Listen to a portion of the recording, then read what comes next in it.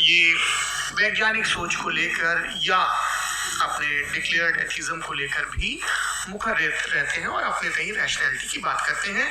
देवी और सज्जनों, does God exist? इस सवाल का जवाब सब अपने अपने तहीं खोजने की कोशिश कर रहे हैं। कोई इसको गॉड डैम पार्टिकल की खोज बताता है, कोई गॉड पार्टिकल की खोज बताता है, कोई हिग्स बोसान की खोज बताता है, कोई ये सवाल जवाब तलाशने की कोशिश करता है कि मास एग्जिस्टेंस में आखिर आया कैसे, हुआ क्या था, सृष्टि के पहले, समय के पहले क्या था। और कोई ये कहता है कि ये सारी खोजें जिस मस्तिष्क में हो रही हैं प्रकृति के क्रम में, वो कैसे विकसित हुआ। मैं उम्मीद करता हूँ कि हम आज इन बुनियादी सवालों के कुछ जवाब हासिल करने में कामयाब हूँ। मैं सबसे पहले मंच पर आमंत्रित कर रहा हूँ मुफ्ती शमाइल नदवी साहब को। आइए सर जी।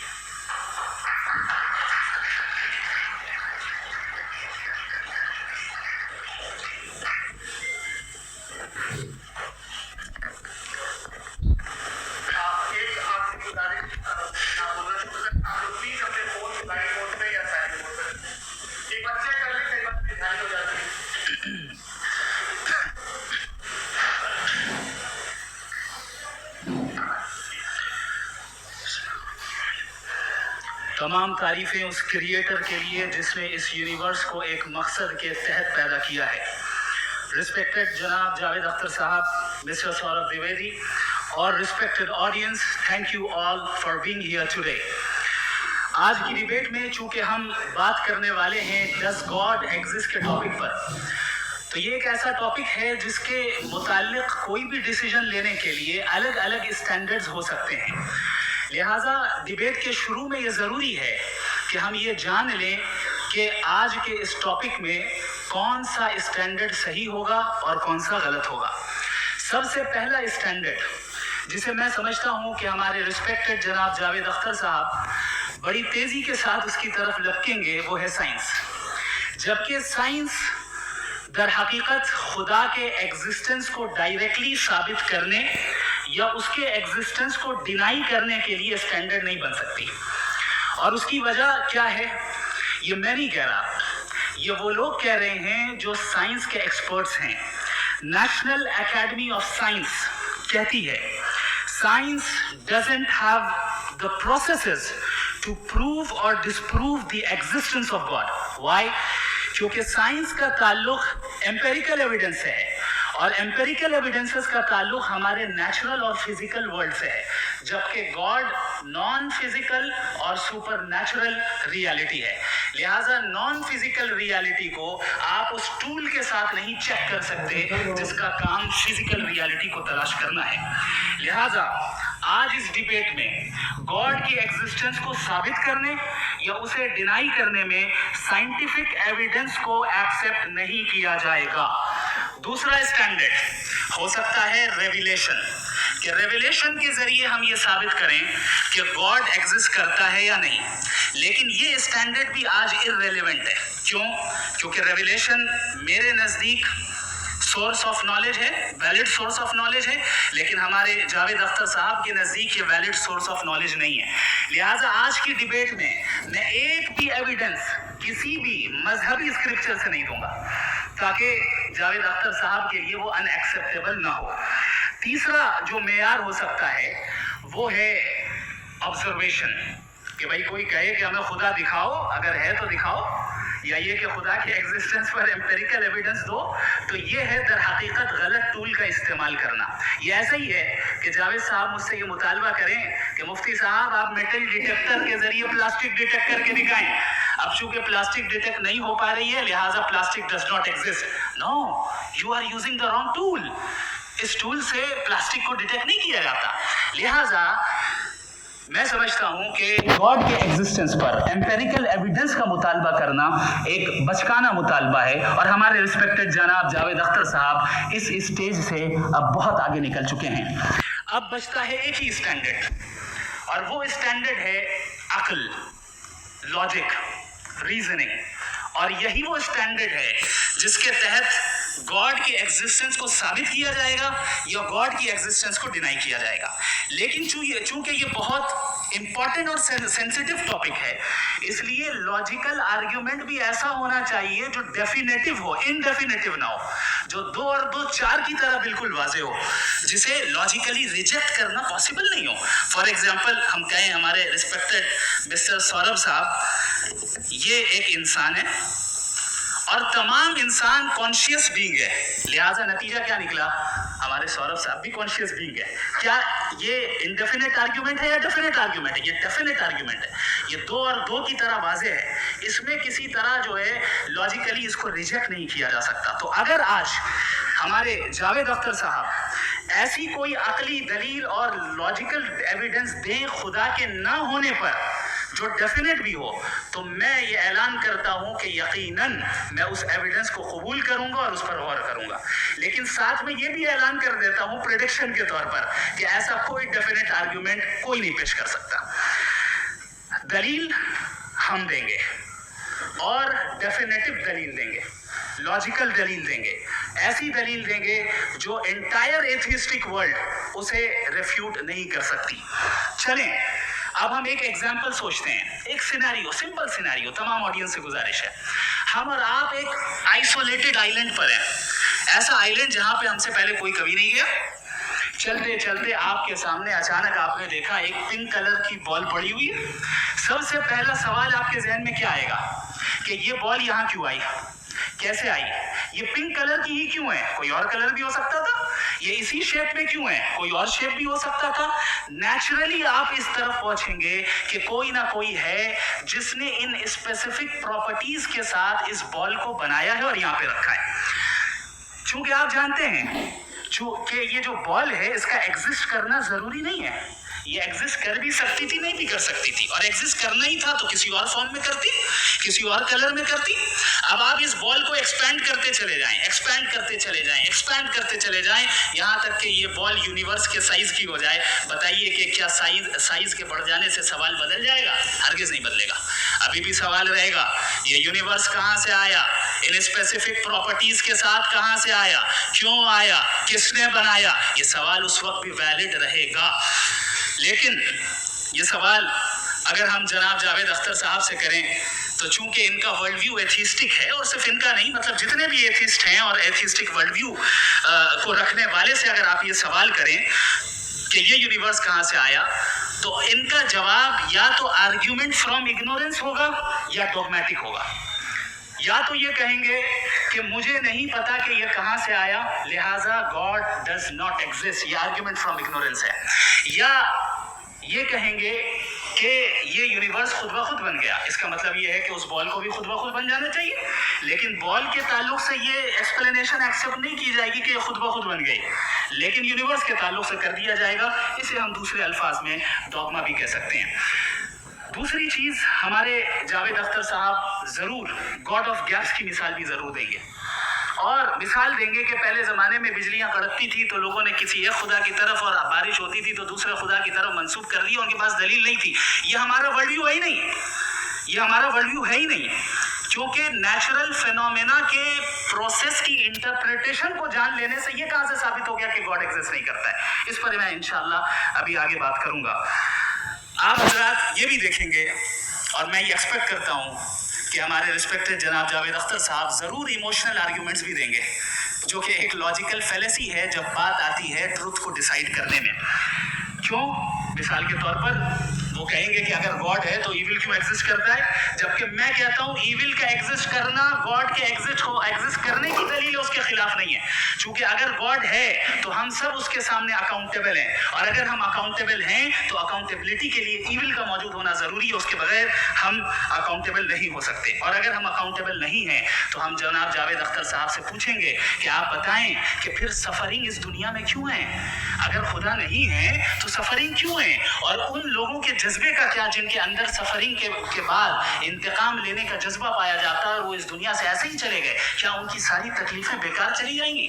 अब आ जाए उसी एग्जाम्पल की तरफ कि बॉल, मुझसे अगर कोई पूछे इस बॉल को किसने बनाया या इस एक्सपेंडेड बॉल को किसने बनाया, मैं कहूँगा कि चूंकि ये यूनिवर्स और इस यूनिवर्स की तमाम चीज़ें कॉन्टिंजेंट हैं। कॉन्टिंजेंट होने का मतलब ये होता है कि जो अपने एग्जिस्टेंस पे किसी के ऊपर डिपेंड करती हो, तो जाहिर है ये यूनिवर्स कॉन्टिंजेंट है, और अगर कोई चीज कॉन्टिंजेंट नहीं है तो मैं रिक्वेस्ट करूंगा कि मुझे दिखा दें कि कौन सी चीज यूनिवर्स में कॉन्टिंजेंट नहीं है, हम भी जरा गौर कर लें और हम भी देख लें। और जब कॉन्टिंजेंट चीजें मौजूद हैं तो फिलोसोफर्स की इस्तिलाह के मुताबिक, हम उस टर्मिनोलॉजी के मुताबिक हम उस जगह तक पहुंचते हैं और उस हस्ती तक पहुंचते हैं जिसे नेसेसरी बीइंग कहा जाता है, कि ये वो नेसेसरी बीइंग है जिसका मौजूद ना होना नामुमकिन हो। क्योंकि अगर ये मौजूद ना हो तो सारी चीजें एग्जिस्टेंस में आएंगी ही नहीं, और ये सारी कॉन्टिंजेंट चीजें उसी के ऊपर डिपेंड करती हैं। अब अगर आप ये सवाल करते हैं कि फिर उस हस्ती को किसने बनाया, फिर उसका कॉज क्या है, फिर उसका कॉज क्या है, फिर उसका कॉज क्या है, और एंडलेसली चले जाएं, इसे हम कहते हैं इन्फिनिट रिग्रेस ऑफ कॉजेस, जो कि लॉजिकल फैलेसी है। कॉन्सेप्चुअली इन्फिनिटी पॉसिबल है, मिसाल के तौर पे न्यूमेरिकल्स 1 2 3 गिनते चले जाएं इन्फिनिट नंबर से, मैं कॉन्सेप्चुअली बात नहीं कर रहा, प्रैक्टिकली रियलिटी में साबित करके दिखाएं कि infinite regress of causes possible है या नहीं। अगर पॉसिबल है तो हम मान लेंगे, मिसाल दे रहे हैं, और पॉसिबल नहीं है तो एक ही ऑप्शन बचता है जिसे हम कहते हैं नेसेसरी बीइंग। ऐसी नेसेसरी बीइंग जो इंडिपेंडेंट है, क्योंकि अगर वो डिपेंडेंट हुई तो वो नेसेसरी नहीं रहेगी। ऐसी इंडिपेंडेंट बीइंग जो इटर्नल है, अगर वो इटर्नल नहीं होगी, उसकी बिगिनिंग होगी तो वो खुद कॉन्टिंजेंट है। ऐसी बीइंग जो पावरफुल है, क्योंकि कॉन्टिंजेंट को एक्चुअलाइज करने के लिए पावर चाहिए। ऐसी बीइंग जो इंटेलिजेंट है और नॉलेजेबल है, क्योंकि ये यूनिवर्स स्पेसिफिक फॉर्म और स्पेसिफिक लॉज ऑफ नेचर के तहत प्रिसाइजली चल रहा है। Thank you. थैंक यू मुफ्ती साहब। मैं इन दलीलों के बाद जावेद अख्तर साहब से गुजारिश करूंगा, आप बैठ के बोलना चाहेंगे या वहाँ? जी।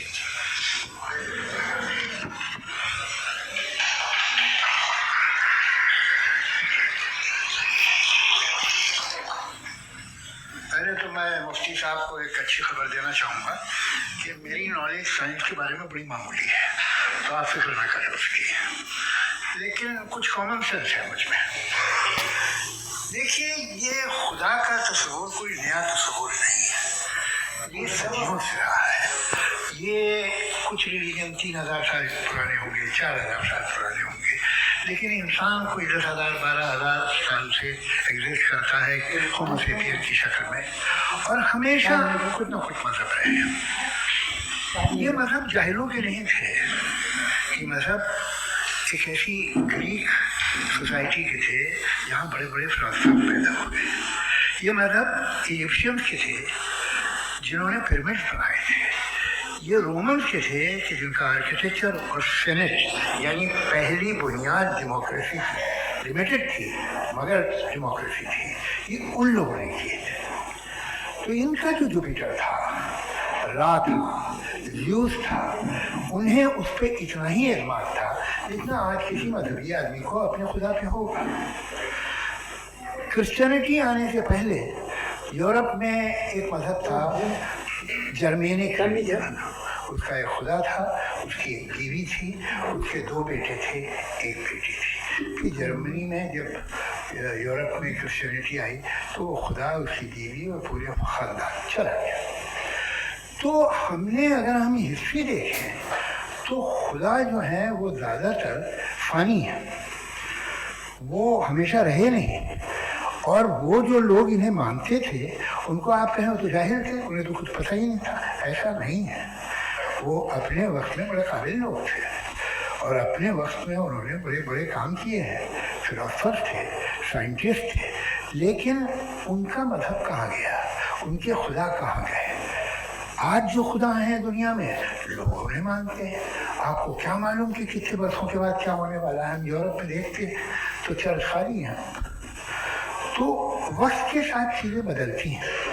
जहाँ तक इसका ताल्लुक है मजहबों का, हर मजहब आपसे एक चीज़ मांगता है, फेथ। ये फेथ क्या चीज़ होती है? What is the difference between faith and belief? ये तो बहुत ही अहमखाना बात होगी कि कोई आदमी कहे साहब अगर खुदा है तो मुझे दिखाइए, ये तो जाहिलाना बात हुई है। मैंने तो नॉर्थ पोल नहीं देखा है, मगर मैं मानता हूँ कि नॉर्थ पोल है। मैं क्यों मानता हूँ? इसलिए कि अगर ये दुनिया राउंड है तो उसका कोई टॉप होगा। कुछ लोग हैं जो वहाँ गए भी हैं, कॉमन सेंस कहता है कि ऐसा होगा, सबूत है, गवाह है, रीज़न है। तो ये मेरा फेथ नहीं है। तो फेथ में और बिलीफ में डिफरेंस क्या है? जो मजहब मानता है, हर मजहब फेथ मानता है। फेथ का मतलब ये है कि ना कोई गवाह हो, ना कोई सबूत हो, ना कोई रैशनल हो, ना कोई लॉजिक हो, ना कोई प्रूफ हो, मगर तुम एक बात को मानो। ये है फेथ। वरना बिलीफ होता। अगर इसमें कुछ भी सबूत होते, गवाह होते, तो फिर इसे आप बिलीफ कहते हैं। जैसे मेरा बिलीफ है कि नॉर्थ पोल है, मेरा फेथ थोड़ी है। फेथ इन तमाम शर्तों को रद्द करता है। तो फिर स्टुपिडिटी क्या है? अगर मैं एक बात इसे मानूं जिसकी ना कोई लॉजिक है, ना कोई रैशनल है, ना कोई प्रूफ है, ना कोई गवाह है, ना कोई सबूत है, और मैं उसे मानूं, यही नहीं कल को मैं यकीन कर लूँ कि एलॉन मस्क जो है मेरा भाई है, तो मुझे इंतहाई खुशी होगी, सुकून भी बहुत मिलेगा मुझे। लेकिन और कहे भाई क्यों मानते हो, क्या सबूत है भाई, वो तो अमेरिकन है, वो तुम तो इंडियन हो, वो तो नस्ल अलग है, तुम्हें कभी मिले भी नहीं। साथ देखिए मेरा फेथ है, इस बात से किया। फेथ का मतलब ही यह है कि आप प्रूव नहीं कर सकते। अगर आप प्रूव कर सकते हो तो फेथ की जरूरत ही नहीं है, फिर तो आप बात करेंगे, आप कितनी बहस कर लीजिए। अल्टीमेटली दुनिया का हर मजहब फेथ पे टिका है, और फेथ का मतलब है एक ऐसा यकीन जिसका कोई सबूत, कोई गवाह, कोई रैशनल नहीं है। अब आप कहते हैं क्या आप ये क्यों कह रहे हैं कि साहब ये कहना किसने बनाई? हमारी यह है कि आपने बताया कि एक आइलैंड पे गए और एक बॉल देखी। आपने ये नहीं कहा कि आइलैंड किसने बनाया, आपको सिर्फ बॉल पे हैरत हुई। हमने आइलैंड पे हमने हैरत नहीं की, होते हैं आइलैंड। इसी तरह ये आइलैंड, ये सितारे, ये गैलेक्सी, ये सब आइलैंड हैं खला में। हम उन्हें टेकन फॉर ग्रांटेड लेते, हम पूछते नहीं किसने बनाए। आपने जजीरे के बारे में नहीं पूछा है। मेरी पैदाइश कैसे हुई? क्या मैं प्लान पैदा हुआ था? I was plan to be born, या एक लकी स्पर्म था जो किसी एक से चिपक गया? मेरी पैदाइश रैंडम। और इंसाफ जिसे आप कहते हैं, इंसाफ का तो नेचर से कोई वास्ता ही नहीं है। जो आप कहते हैं कि एक दिन इंसाफ करेगा, इंसाफ is a human concept, nature में कोई इंसाफ नहीं। अगर शेर हिरन को खा जाता है तो उसे कोई सजा नहीं मिलती। अगर एक आंधी आती है और हरे भरे पेड़ों को उखाड़ के फेंक देती तो आंधियों की जेल नहीं होती है। नेचर में इंसाफ नहीं है, इसलिए मुझे नेचर को इंसाफ की जरूरत भी नहीं। नेचर तमाम एक है। अब हम कहें कि साहब ये देखिए जो मैंने खाना खाया था, कि मेरी आंखों ने यूँ कर दिया उसे, तो इसे सजा मिलने नहीं, वो सिस्टम है, ऐसे ही चल रहा है। नेचर बगैर इंसाफ के है। इंसाफ इज अ ह्यूमन कॉन्सेप्ट। तो जो आपसे कहता है कि मैं तुम्हें इंसाफ दूंगा, वो इंसानी जहन की पैदावार है। ये नेचुरल है ही नहीं, ये आसमानी है ही नहीं। नेचर का तस्वीर, इंसाफ का तस्वीर। भाई आप साथ मिलते हैं, अब आप लेफ्ट हैंड ड्राइव करते हैं, ये क्या है? तमाम सच, तमाम नेकी, तमाम शराफत लेफ्ट हैंड ड्राइव है। वरना क्या होगा, या तो आप क्रॉस कर देंगे, आपका एक्सीडेंट हो जाएगा, या आप किसी को मार देंगे, या ट्रैफिक जाम हो जाएगा। झूठ, बेईमानी, रिश्वतखोरी, ये तमाम जो है driving on the wrong side है। इसके ऊपर कुछ नहीं। ये तो हमने बनाया, जैसे हमने लेफ्ट हैंड ड्राइव बनाई है। ये कॉन्सेप्ट ऑफ इंसाफ जो है ये हमारा है, इसका नेचर से कोई वास्ता नहीं। शेर खा जाता है, हिरन को, जेल होती है, क्या कुछ है ही नहीं। तो ये जो दुनिया के रिलीजन प्रॉमिस करते हैं आपसे इंसाफ, इसी से मालूम होता है कि ये मैन मेड है। ये तसव्वुर कहीं और का है ही नहीं। तो नेचर है, कुछ लोग कहते हैं नेचर ही खुदा है, तो नेचर में तो इंसाफ नहीं कहीं। और आप वादा कर रहे हैं कि तुम्हें मरने के बाद इंसाफ मिलेगा। मुझे अगर मिलेगा तो मैं बहुत खुश होगा, लेकिन मैं यकीन नहीं कर पाता हूँ, इसलिए कि मैं फेथ नहीं पैदा कर सकता।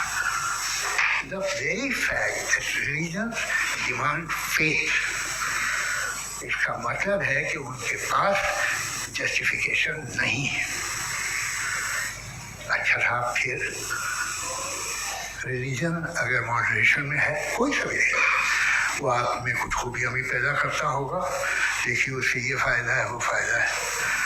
अल्कोहल जो है वो ज़्यादातर दवाओं में यूज़ होती है, और एक सर्वे किया गया था अमेरिका में कि लॉन्जिटिविटी किन लोगों की है, तो एक तरफ वो लोग थे जो शराब पीते ही नहीं थे, और एक तरफ वो थे जो एक बोतल शराब रोज़ पीते थे। सबसे ज़्यादा लंबी उम्र होती है जो 2 पैक नाप की शराब पीते और खाना खाते हैं। मगर हम शराब को बुरा समझते हैं, मैं भी बुरा समझता हूँ। क्यों? ऐसा होता नहीं, कुछ चीज़ों में आदत होती है जो बढ़ती है। आज तक में एक आदमी दूध पीता है, आप 10 साल बाद भी मिलेंगे तो एक ही गिलास पीता होगा, ऐसा नहीं होता सुबह से दूध पीता रहता है।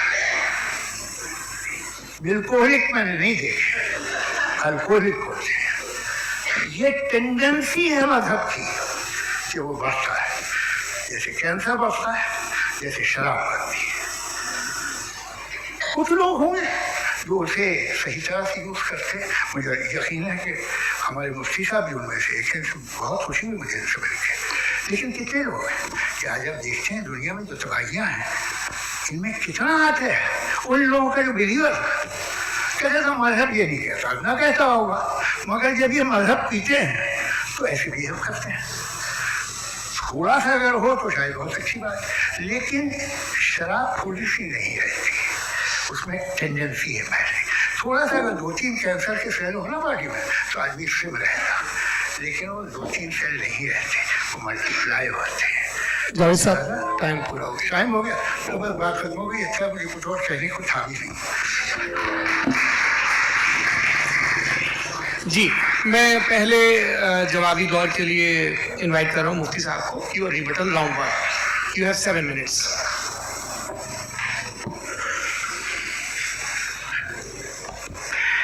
Thank you very much Javed साहब, आपकी बात को सुनकर बड़े महजूज हुए हम लोग। महजूज, do you understand? We enjoy. Okay, अब थोड़ा सा लॉजिकली उसको हम लोग देखते हैं। दरअसल हम लोगों ने कल गुजारिश की थी मुफ्ती साहब से भी, जावेद साहब से भी, कि हिंदुस्तानी ज़बान आम फहम सबको समझ में आ जाए, और जहाँ कहीं आप मुश्किल शब्द इस्तेमाल करें वहाँ बताते भी चलें। Thank you. तो सबसे पहले हमारे रिस्पेक्टेड जावेद साहब ने हवाला दिया कि खुदा फ़ानी है। कितने मजहब आगे चले गए, किसी ने जुपिटर को खुदा माना, किसी ने किसी को माना। मैं कहता हूँ जिसने कॉन्टिंजेंट चीज़ को खुदा माना, गलत माना, वो खुदा ही नहीं है, वो खुदा ही नहीं है। हम तो नेसेसरी बीइंग को साबित करने बैठे हैं, वो नेसेसरी कॉज जो इटरनल है, जो अबदी भी है और अजली भी है। हम किसी और को साबित करने नहीं बैठे। दूसरी चीज़, उन्होंने कहा कि फेथ एंड बिलीफ, ये एक ऐसी डेफिनेशन है फेथ की जो इन्होंने पहली मर्तबा पेश की है, या माफ़ कीजिएगा, इन्होंने पहली मर्तबा पेश नहीं की है, रिचर्ड डॉकिंस ने पहली मर्तबा पेश की है। मुझे मालूम है ये सोर्स कहाँ से है। एपिस्टेमोलॉजिकली फेथ और बिलीफ का फ़र्क आप इस तरह नहीं कर सकते सर। फेथ सही भी होता है, गलत भी होता है, बिलीफ सही भी होता है, गलत भी होता है। जो लॉजिक, रीजन और एविडेंस से बैक्ड होगा वो फेथ सही होगा। और आप जिस फेथ की बात कर रहे हैं कि इलॉजिकल है और उसके पीछे नहीं है, तो we are on the same page. हम नहीं मानते उस फेथ को, जो फेथ ऐसा हो जिसके पीछे कोई लॉजिक ना हो, एविडेंस ना हो, हम नहीं मानते। हम तो उस फेथ के कायल हैं जिसके पीछे लॉजिक हो और एविडेंस हो। तो बिलीफ सही भी होता है, गलत भी होता है, फेथ भी सही होता है और गलत भी होता है। तो आज फेथ और बिलीफ के डिफरेंस पर बात नहीं हो रही है। आज आप चाहे फेथ एक्सेप्ट कर लें या बिलीफ एक्सेप्ट कर लें, आज ये बात होगी कि ट्रूथ क्या है, चाहे ट्रू बिलीफ सही है या ट्रू फेथ सही है, और फॉल्स फेथ क्या है और फॉल्स बिलीफ क्या है, बात इस पर हो रही। दूसरी चीज इन्होंने पूछा स्टुपिडिटी फिर क्या है। अगर फेथ रिलीजन स्टुपिडिटी नहीं है तो और क्या है? चूंकि फेथ का मुतालबा करते हैं तो स्टुपिडिटी क्या है? मैं कहता हूँ स्टुपिडिटी एथिज्म है। उसकी वजह यह है कि आप एक सड़क पे जा रहे हो और आप किसी गार्डन में जाएं और देखें वहां लिखा है फूलों के साथ I love Javed Akhtar, and I really do, I love you sir. So जब आप वहां पर पहुंचे तो वहां पहुंचकर अब ये बताएं, क्या आप ये कहेंगे वाह व्हाट अ नेचुरल सिलेक्शन? ये क्या नेचुरल सिलेक्शन है? नहीं, ये प्रिसाइजली डिजाइंड है, इसके पीछे डिजाइनर है। लिहाजा अगर कोई एक ऐसी कॉमन सेंस की बात को कबूल नहीं कर रहा है कि यूनिवर्स जो इतनी प्रिसाइजली काम कर रहा है, हम कहते हैं कि खुद ब खुद बन गई, मैं समझता हूं इससे बड़ी स्टूपिडिटी और कुछ नहीं है। ये रैशनल चीज है। फिर हमारे सर ने कहा कि आपने बॉल पे फोकस किया, आइलैंड पे फोकस नहीं किया। अरे आइलैंड को किसने बनाया, यही समझाने के लिए तो बॉल की मिसाल दे रहा हूं। और बॉल भी कॉन्टिंजेंट है, आइलैंड भी कॉन्टिंजेंट है, दोनों नेसेसरी बीइंग का मुतालबा करते हैं। आगे इन्होंने कहा कि नेचर में कोई इंसाफ नहीं है, हम डिसाइड करते हैं कि मोरालिटी क्या होती है, इंसाफ क्या होता है। हम डिसाइड करते हैं, जैसे ड्राइविंग सीट में ट्रैफिक वाला, ये तो किसी खुदा ने नहीं कहा, ये है, इसे कहते हैं फॉल्स इक्विवेलेंस, ये एक लॉजिकल फेलेसी है। आपने जो है मिसाल दी ड्राइविंग की और ट्रैफिक की, ये सब्जेक्टिव मोरालिटी है। आप सब्जेक्टिव मोरालिटी को मिसाल बनाकर ऑब्जेक्टिव मोरालिटी के ऊपर नहीं छोड़ सकते। इंसाफ की ऑब्जेक्टिव मोरालिटी, अगर आप ये कहते हैं कि नेचर में इंसाफ नहीं है, तो इंसाफ का न होना ये नेचुरल हुआ, तो फिर नेचर को नेचर रहने दे, क्यों हम इतना स्ट्राइव कर रहे हैं दुनिया में इंसाफ लाने के लिए? ये तो इलॉजिकल बात है, इरैशनल बात है। इसलिए बहुत सी चीजें ऐसी हैं जो ऑब्जेक्टिवली जो है इविल या गुड हैं, और बहुत सी चीजें ऐसी हैं जो सब्जेक्टिवली हैं। सब्जेक्टिवली जो मोरल होता है या इमोरल होता है, उसको हम सोशल कंसेंसस से या पर्सनल प्रेफरेंस से डिसाइड करते हैं। लेकिन जो ऑब्जेक्टिव मोरालिटी है, जिसमें इंसाफ आया, जो इन्होंने बार बार रिपीट किया, ये ऑब्जेक्टिव है, सब्जेक्टिव नहीं है। अगर आप कहते हैं ये सब्जेक्टिव है, तो मेरा सवाल आपसे ये है, क्या सोशल कंसेंसस के जरिए अगर जुल्म को सही करार दे दिया जाएगा तो आप जुल्म को जस्टिफाई करेंगे? दूसरी चीज इन्होंने ये कहा कि 2 पैक शराब पी लें तो वो उतने पे नहीं रहता, बढ़ जाता है। यही मामला मजहब के साथ है, 2 पैक आप पी लें बढ़ेगा। तो ये एक ऐसी मिसाल है, इसको कहीं भी फिट कर लें कि आप एथिज्म पे जब फिट करें, जब आप 2 पैक एथिज्म का लेंगे ना, तो वो बढ़ बढ़ के नॉर्थ कोरिया बनेगा। Thank you.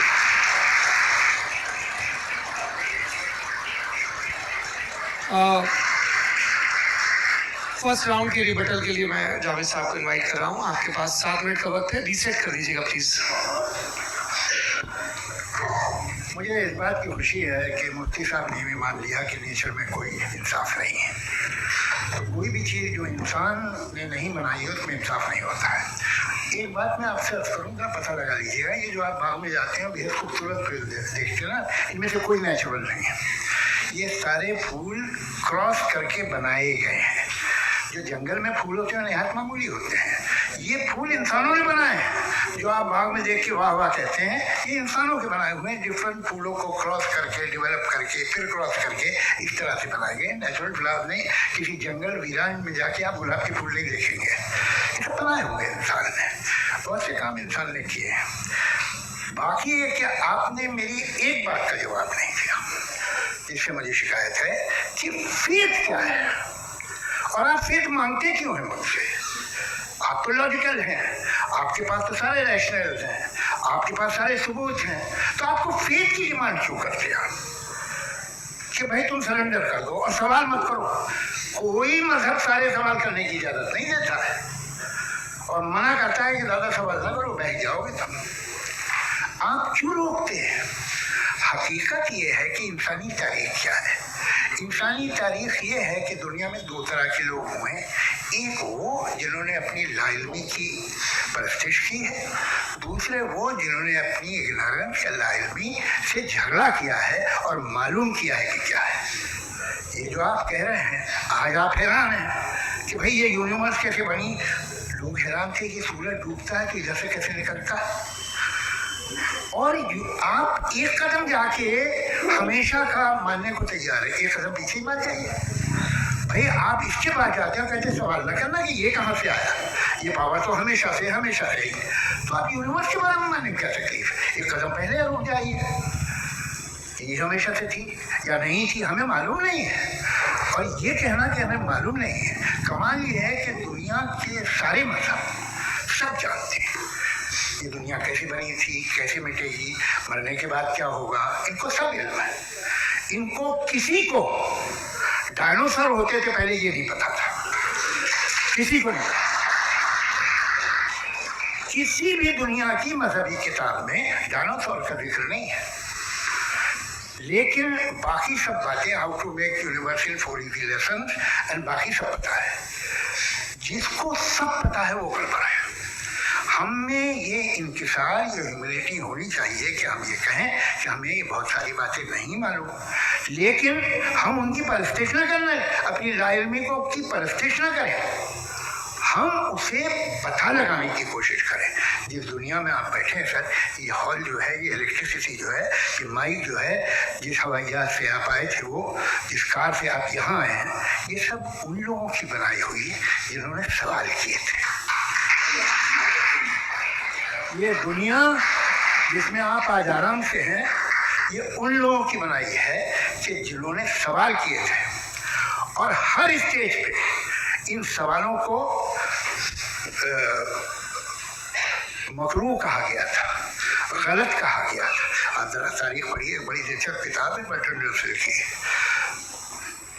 जिसमें उसने रिलीजन एंड साइंस कि कब से रिलीजन जो है साइंस के अगेंस्ट है, और हद तो ये है कि भाप के इंजन के खिलाफ थे, स्टीम इंजन के भी खिलाफ थे, और फतवे हुए उन पे, वेटिकन ने दिए। तो ये हमेशा, अभी जैसे ही ये राइट विंगर आते हैं अमेरिका में पावर में, तो वो जो अपना ये क्या बोलते हैं उसे, सीड क्या बोल रहे हैं, सीड क्या जो, हाँ नहीं सीड जो होते हैं जिसपे जी नहीं भाई, वो जो ह्यूमन बॉडी के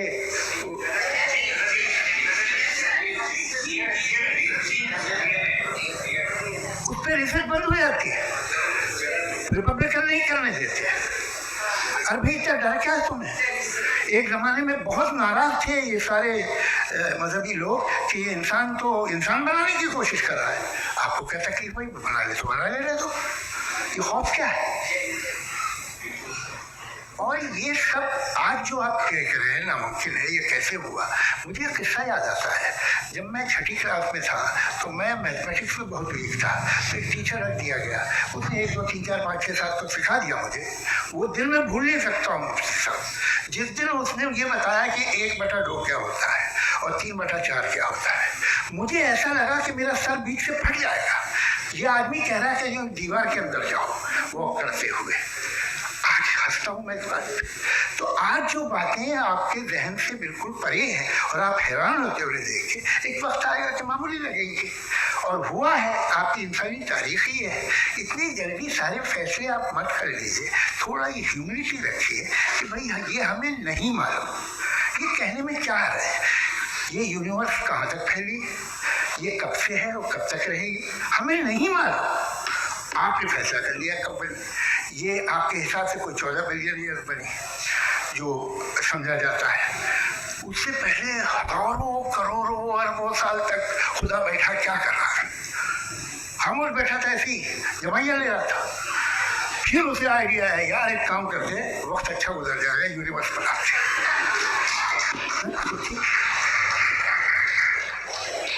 वो तो हमेशा से है ना, मगर यूनिवर्स हमेशा से नहीं है, ये तो बनाई गई है।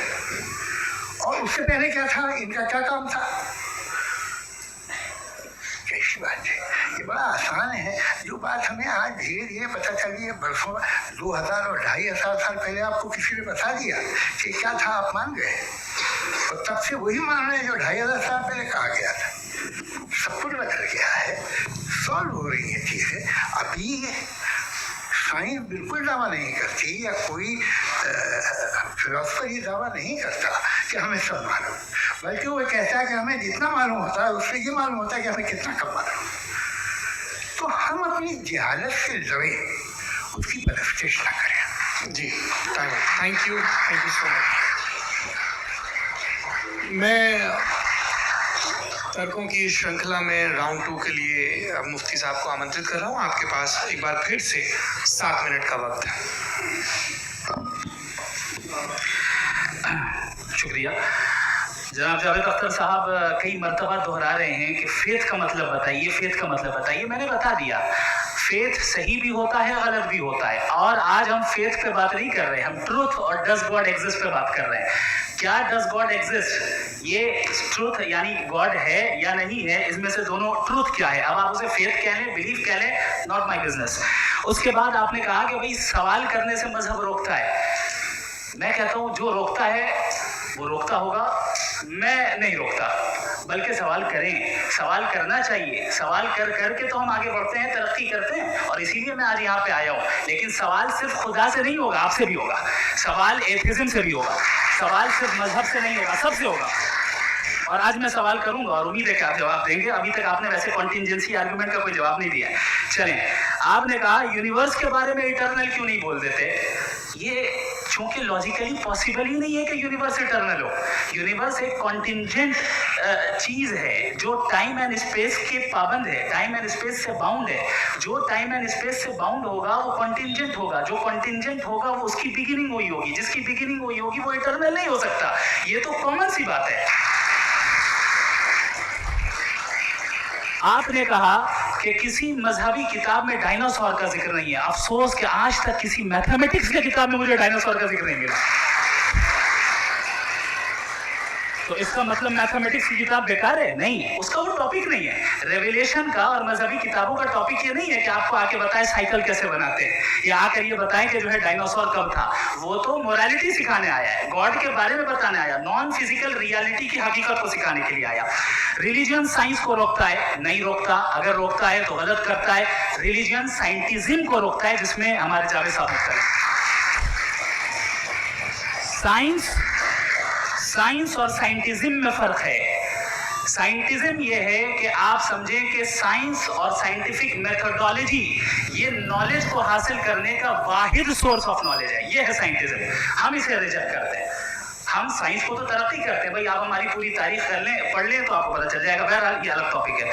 उसके बाद इन्होंने एक लफ्ज़ कहा, वेटिकन ने फतवा दिया। वेटिकन का फतवे से कोई ताल्लुक नहीं है, दोनों कॉन्ट्राडिक्टरी अल्फाज हैं। उसके बाद उन्होंने कहा कि भाई हमें नहीं मालूम। अगर नहीं मालूम तो क्लियरली कह देना कि नहीं मालूम है, इसमें क्या हर्ज है। तो वही तो मैं कह रहा हूँ ना कि आप कह दें कि नहीं मालूम, लेकिन क्लेम क्यों कर रहे हैं कि गॉड एग्जिस्ट नहीं कर रहा है। आप कह रहे नहीं मालूम है, हो सकता है हो सकता ना हो, लेकिन आप क्लेम कर रहे हैं। द मोमेंट यू से God does not exist, this is a claim, and now the burden of proof is upon you too, जैसे हमारे ऊपर है। और क्यों है मैं बताता हूँ, क्यों है ये भी मैं बताता हूँ। फिलोसॉफिकली जो क्लेम होता है ना, सिर्फ ये नहीं होता कि इंसान कहे पॉजिटिव क्लेम करे और नेगेटिव क्लेम करे तो बर्डन ऑफ प्रूफ नहीं है। आप मिसाल के तौर पे मैं कहूं कि फुला उस कमरे में कोई नहीं है, मैंने एक नॉलेज का क्लेम किया है। उस कमरे में कोई नहीं है, मैंने एक नॉलेज का क्लेम किया। या तो मैं कहूं मुझे नहीं पता, हो भी सकता है नहीं भी हो सकता है, this is not a claim. लेकिन जब मैं कह रहा हूं कि वहां कोई नहीं है, या मैं कह रहा हूं वहां कोई है, दोनों क्लेम है और दोनों के ऊपर बर्डन ऑफ प्रूफ है। हमारे ऊपर भी बर्डन ऑफ प्रूफ है। मैंने कंटिजेंसी आर्ग्यूमेंट दिया, इसे तोड़ कर दिखाई। आखिरी चीज, इन्होंने कहा कि खुदा दुनिया बनाने से पहले 150 साल पहले या करोड़ों साल पहले क्या कर रहा था। अरे हजरत, चलें बहरहाल मैं जवाब दे देता हूँ। आप हमारे रिस्पेक्टेड पर्सनैलिटी हैं, अगर आप नहीं होते तो मैं ऐसे एंटरटेन ही नहीं करता। टाइम ये 100 साल पहले या 100 साल बाद, पहले बाद में अभी, ये वो अल्फाज हैं जिनका ताल्लुक टाइम से है। टाइम शुरू ही हुआ है यूनिवर्स की बिगिनिंग के बाद, तो उसके पहले खुदा क्या कर रहा था। सवाल इलॉजिकल है, ये फेलसी है। यानी आप ये कह रहे हैं कि यूनिवर्स के बनने से पहले खुदा क्या कर रहा था। टाइम के बनने से पहले का ताल्लुक टाइम से, टाइम उस वक्त था ही नहीं, तो ये सवाल ही इनवैलिड है खुदा के ताल्लुक से। दूसरी चीज, आर्ग्यूमेंट ऑफ कंटिजेंसी जो मैंने आपके सामने पेश की है, आपने बार बार ये प्रूफ किया और ये कह रहे हैं कि गॉड ऑफ गैप्स।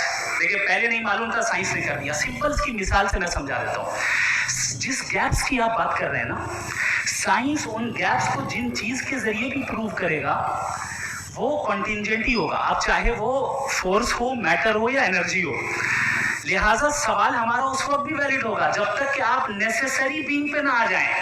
और इन्फिनिट रिग्रेस पॉसिबल नहीं है of causes in practical world, तो जाहिर है कहीं रुकना पड़ेगा। जहां रुकेंगे वही खुदा है। दूसरी चीज, आपने ये कहा, क्या कह रहा था मैं, किस पॉइंट को? What? Oh no, after that, just now. हाँ, हाँ, जहाँ रुकेंगे वही खुदा है। बहरहाल, तो टाइम का जिक्र हो गया, गॉड ऑफ गैस, सॉरी या इसकी एक मिसाल आप ले लें।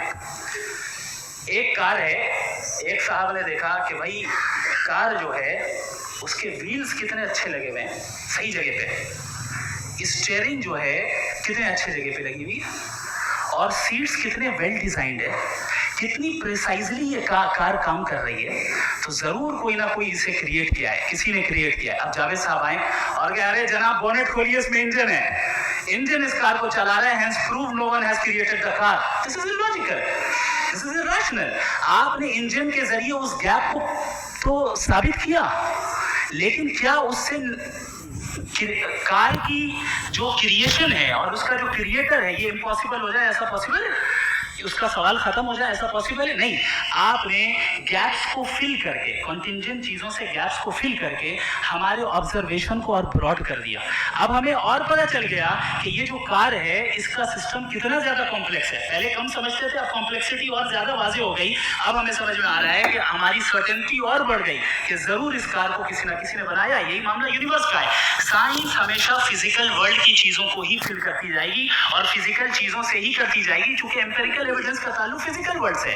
आप साइंस के जरिए मेटाफिजिकल रियलिटी को कभी साबित नहीं कर सकती। ये रॉन्ग टूल का इस्तेमाल करना है। ये वही काम है कि आप मेटल डिटेक्टर से प्लास्टिक डिटेक्टर करने चलें, जो कि जाहिर है सही नहीं है। Thank you.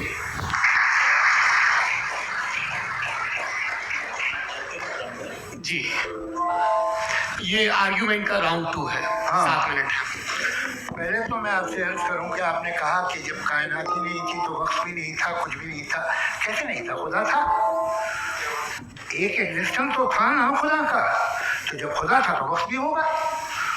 ऐसा नहीं कि कुछ भी नहीं था, खुदा था। अच्छा, बाकी एक आपने कहा साहब आप साबित कीजिए, आपके पास भी लॉजिक है, मेरे पास भी लॉजिक है। आप मेरा जिम्मेदारी नहीं है साबित करना कि खुदा है। बर्टन रसल ने बड़ी अच्छी बात कही।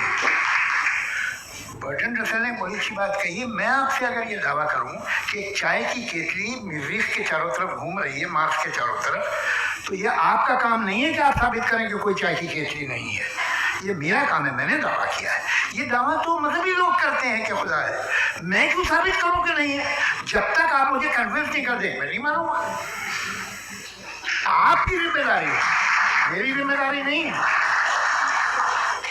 दोयम ये कि ये जो आप कह रहे हैं, जो गैप्स हैं, ये गैप जब किसी मजहब को चैलेंज करते हैं, जब ऐसा कोई बात आती है तो हंगामा हो जाता है कि जब वो चैलेंज करें किसी फेथ को। ये तमाम साइंस जो है इसे मुख्तलिफ जगहों पे मुख्तलिफ वक्तों में मजहब ने रोकने की कोशिश की है। ये किताब है religion and science, Burton Russell की, पढ़िएगा, अच्छी लगेगी आपको। तारीखी है साइंस, मजहब की साइंस से उसका यही रिश्ता है। अच्छा, अब ये हम सोचें कि बहरहाल ये वजूद जो है मजहब और ये बिलीव इन गॉड इंसान को बेहतर बना देता है, तो एक काम कीजिए, हिंदुस्तान वर्ल्ड का नक्शा लीजिए और मार्क कीजिए कि रिलीजन कहाँ कहाँ जाता है, कहाँ कहाँ, चाहे वो लैटिन अमेरिका हो या मिडल ईस्ट हो या फार ईस्ट हो या हिंदुस्तान के वो इलाके जहाँ मजहबियत ज़्यादा है। रख दीजिए नक्शा। अब दूसरा नक्शा कि कहाँ कहाँ नाइंसाफ़ी, रिप्रेशन, औरतों के हुकूक की पामाली, जुल्म, डिक्टेटरशिप कहाँ है। नक्शा एक ही होगा। तो आप मुझे बताएं कि जो इसका तरकीब इस्तेमाल क्या है। खुदा का तरकीब इस्तेमाल तो बताइए। आप छोटी सी दवा सड़क पे बेचते हैं, उसकी भी तरकीब इस्तेमाल बताते हैं। इसके इस्तेमाल से तो फायदे नहीं हुआ किसी को। जो सारे के सारे खराब मुल्क है, खराब समाज है, वो सारे खुदा के नाम पे करते हैं। वो गलत करते हैं, सही करते हैं, मुझे क्या लेना देना उससे। इस्तेमाल से मालूम होता ना।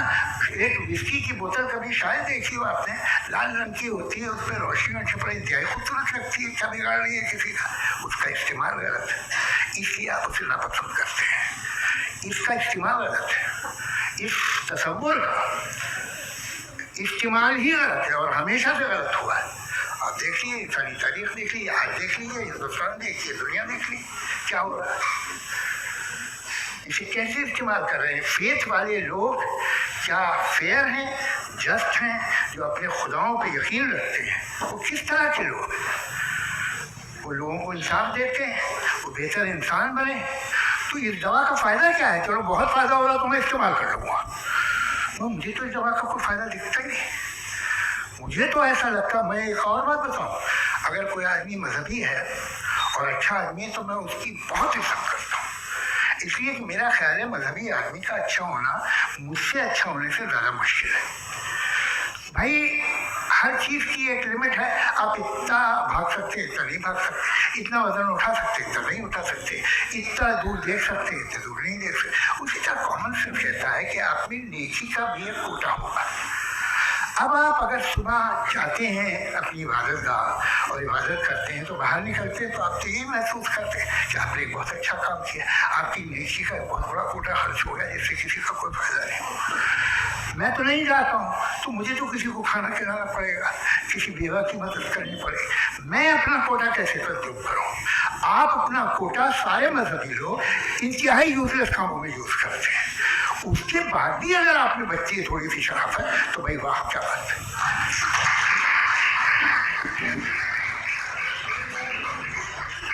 एक तो मुझे ये बात बहुत अच्छी लग रही है कि दोनों ही विद्वान समय को मानते हैं और बहुत समय से अपनी दलीलें और बाज़ दफ़ा समय से पहले अपनी तकरीरें पूरी करके अपनी अपनी कुर्सी पर बैठ रहे हैं। ये इस आर्ग्यूमेंट का राउंड 2 पूरा हुआ। अब रिबटल का राउंड 2 है और उसके बाद क्रॉस एग्जामिनेशन होगा। नहीं, आपका आर्ग्यूमेंट हो गया सर। हमारे यहाँ स्कूल के सिलेबस में पंच परमेश्वर कहानी पढ़ाई जाती है प्रेमचंद जी की लिखी हुई। आप निश्चिंत रहिए, आपके कोई राउंड में मिस नहीं होने दूंगा। रिबटल का राउंड 2 मुफ्ती शमाइल हती साहब।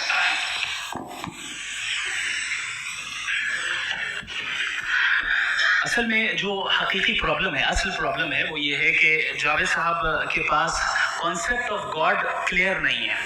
इन्होंने कहा कि कायनात से पहले खुदा तो था, तब भी तो टाइम होगा। कि टाइम कायनात का हिस्सा है। हम खुदा उस खुदा को मानते हैं नेसेसरी बीइंग का टाइमलेस होना ज़रूरी है, क्योंकि वो टाइम का क्रिएटर है। जब उसने टाइम को क्रिएट किया तो वो खुद टाइम पे कैसे होगा? उसने जब स्पेस को क्रिएट किया तो खुद स्पेस में कैसे होगा? अगर वो टाइम एंड स्पेस को पहले से ही उसका पाबंद है तो फिर किस चीज़ को उसने क्रिएट किया? लिहाजा ये सवाल गलत है कि खुदा था तो टाइम होगा। बिल्कुल नहीं, टाइम के पाबंद हम हैं, खुदा नहीं है। हम फिजिकल वर्ल्ड से ताल्लुक़ रखते हैं, वो मेटाफिजिकल रियलिटी है। दूसरी चीज़ इन्होंने मिसाल दी कि चाय की केतली हवा में घूम रही होगी, और पता नहीं शायद वो बर्टन रसल का उन्होंने हवाला दिया। बहरहाल यही प्रॉब्लम है। प्रॉब्लम यही है कि हम चीज़ों के दरमियान डिफ्रेंशिएट नहीं कर पाते हैं। ये जो आपने मिसाल दी ये इमेजिनेशन है, और मैं जो साबित कर रहा हूँ वो लॉजिकल नेसेसिटी है। आप इमेजिन करने आए तो कुछ भी करें, जुपिटर में पिंक एलिफेंट होगा, यूनिकॉर्न होगा, करें, उससे कायनात में क्या फ़र्क पड़ता है? उससे आप लॉजिकल नेसेसिटी साबित नहीं कर सकते। मैं तो उस प्राइम कॉज की बात कर रहा हूँ, उस नेसेसरी बीइंग की बात कर रहा हूँ जिसके बगैर इस कायनात का एग्जिस्टेंस मुमकिन नहीं है। दूसरी चीज़, मजहब को साइंस चैलेंज करती है वगैरह वगैरह, ये हमारा टॉपिक ही नहीं है। मैं इस पर बात करूँगा तो फिर मेरा वक्त चला जाएगा। मजहब के ऊपर चूँकि हमारी डिस्कशन नहीं है, साइंस को मजहब और बिलखुसूस मैं और हमारा वर्ल्ड व्यू कम अज़ कम साइंस को पीछे नहीं करता है, साइंटिज्म की मजम्मत करता है। इसकी वजाहत मैंने पहले कर दी। दूसरी चीज़ इन्होंने कहा वर्ल्ड का नक्शा लीजिए, वर्ल्ड मैप लीजिए, तो अलग अलग जगह की। हज़रत मैंने ये होमवर्क किया था और मैंने मिडिल ईस्ट का एक नक्शा लिया और यूरोप का एक नक्शा लिया। ये मजहबी इलाका और ये लिबरल और एथीस्ट इलाका। मुझे पता चला कि सबसे ज़्यादा रेप केसेस जो है वहाँ पर है।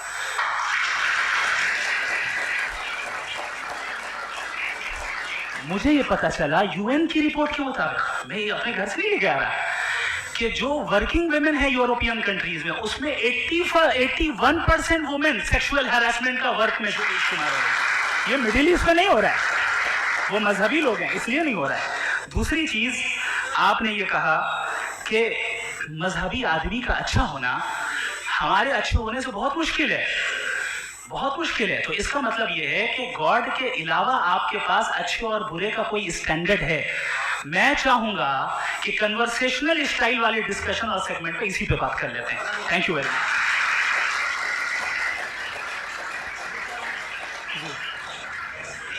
ये रिबटल का राउंड 2 है। आपके पास 5 मिनट का वक्त है और इसके बाद क्रॉस एग्जामिनेशन शुरू करेंगे। आप चाहें तो जो इन्होंने सवाल पूछे उनके जवाब आप रिबटल में भी दे सकते हैं। जी जी।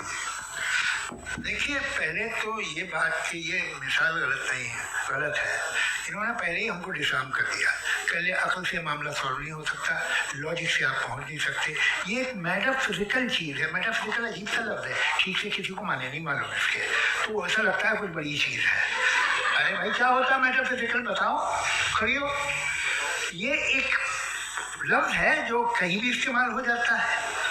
जब आप एक बात कर रहे हैं और आप मुझसे बहस कर रहे हैं तो मुझे मेटाफिजिकल मत बताइए, आप लॉजिकली मुझे प्रूव किए। और अगर लॉजिकली आप ये बात करते हैं साहब ये मेटाफिजिकल है, तो फिर हम आप बात क्या कर रहे हैं?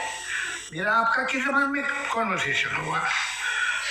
और ये कहना कि वक्त पहले नहीं था, तो फिर क्यों कहते हैं ये हमेशा से और हमेशा रहेगा?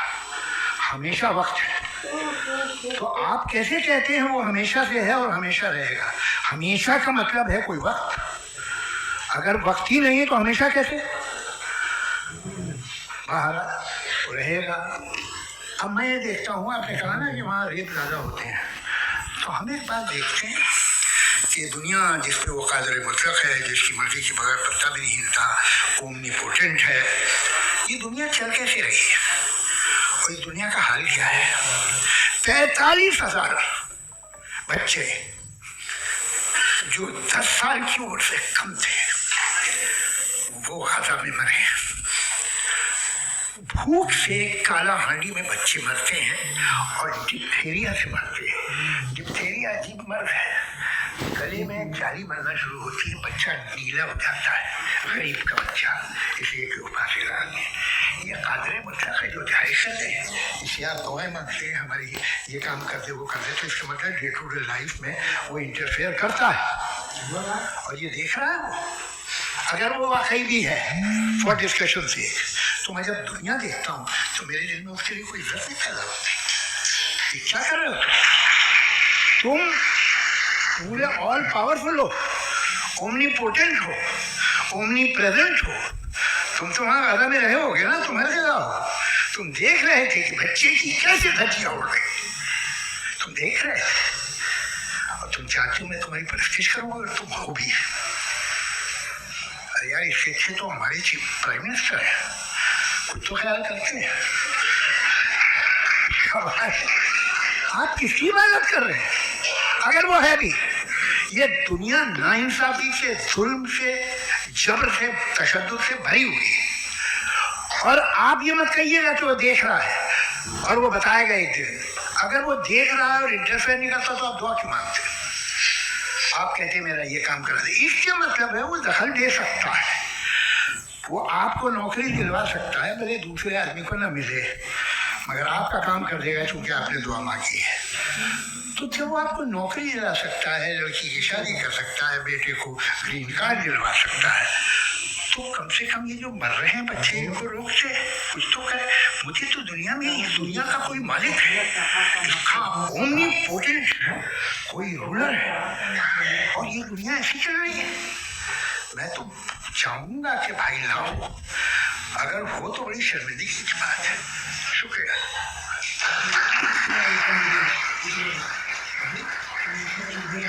देवी और सज्जनों, इस बहस के 2 राउंड और 2 रिबटल पूरे हो चुके हैं। अब सबसे ज़रूरी और सबसे मुश्किल राउंड शुरू हो रहा है, क्रॉस एग्जामिनेशन का। अब इन विद्वानों की सज्जनता की एक परख भी होगी और वक्त हमने 16 मिनट का तय किया है। पहला सवाल आप पूछना चाहेंगे? जी बिल्कुल। आप माइक ले लीजिएगा हाथ में। नीचे से जी, मैं ये दायस बता सकते हैं क्या थोड़ा क्विकली? दायस पीछे कर दीजिए बस थोड़ा सा, ताकि ये जो दाएं बाएं लोग बैठे हैं हटा दीजिए, वरना वहाँ तो जाने वाले नहीं।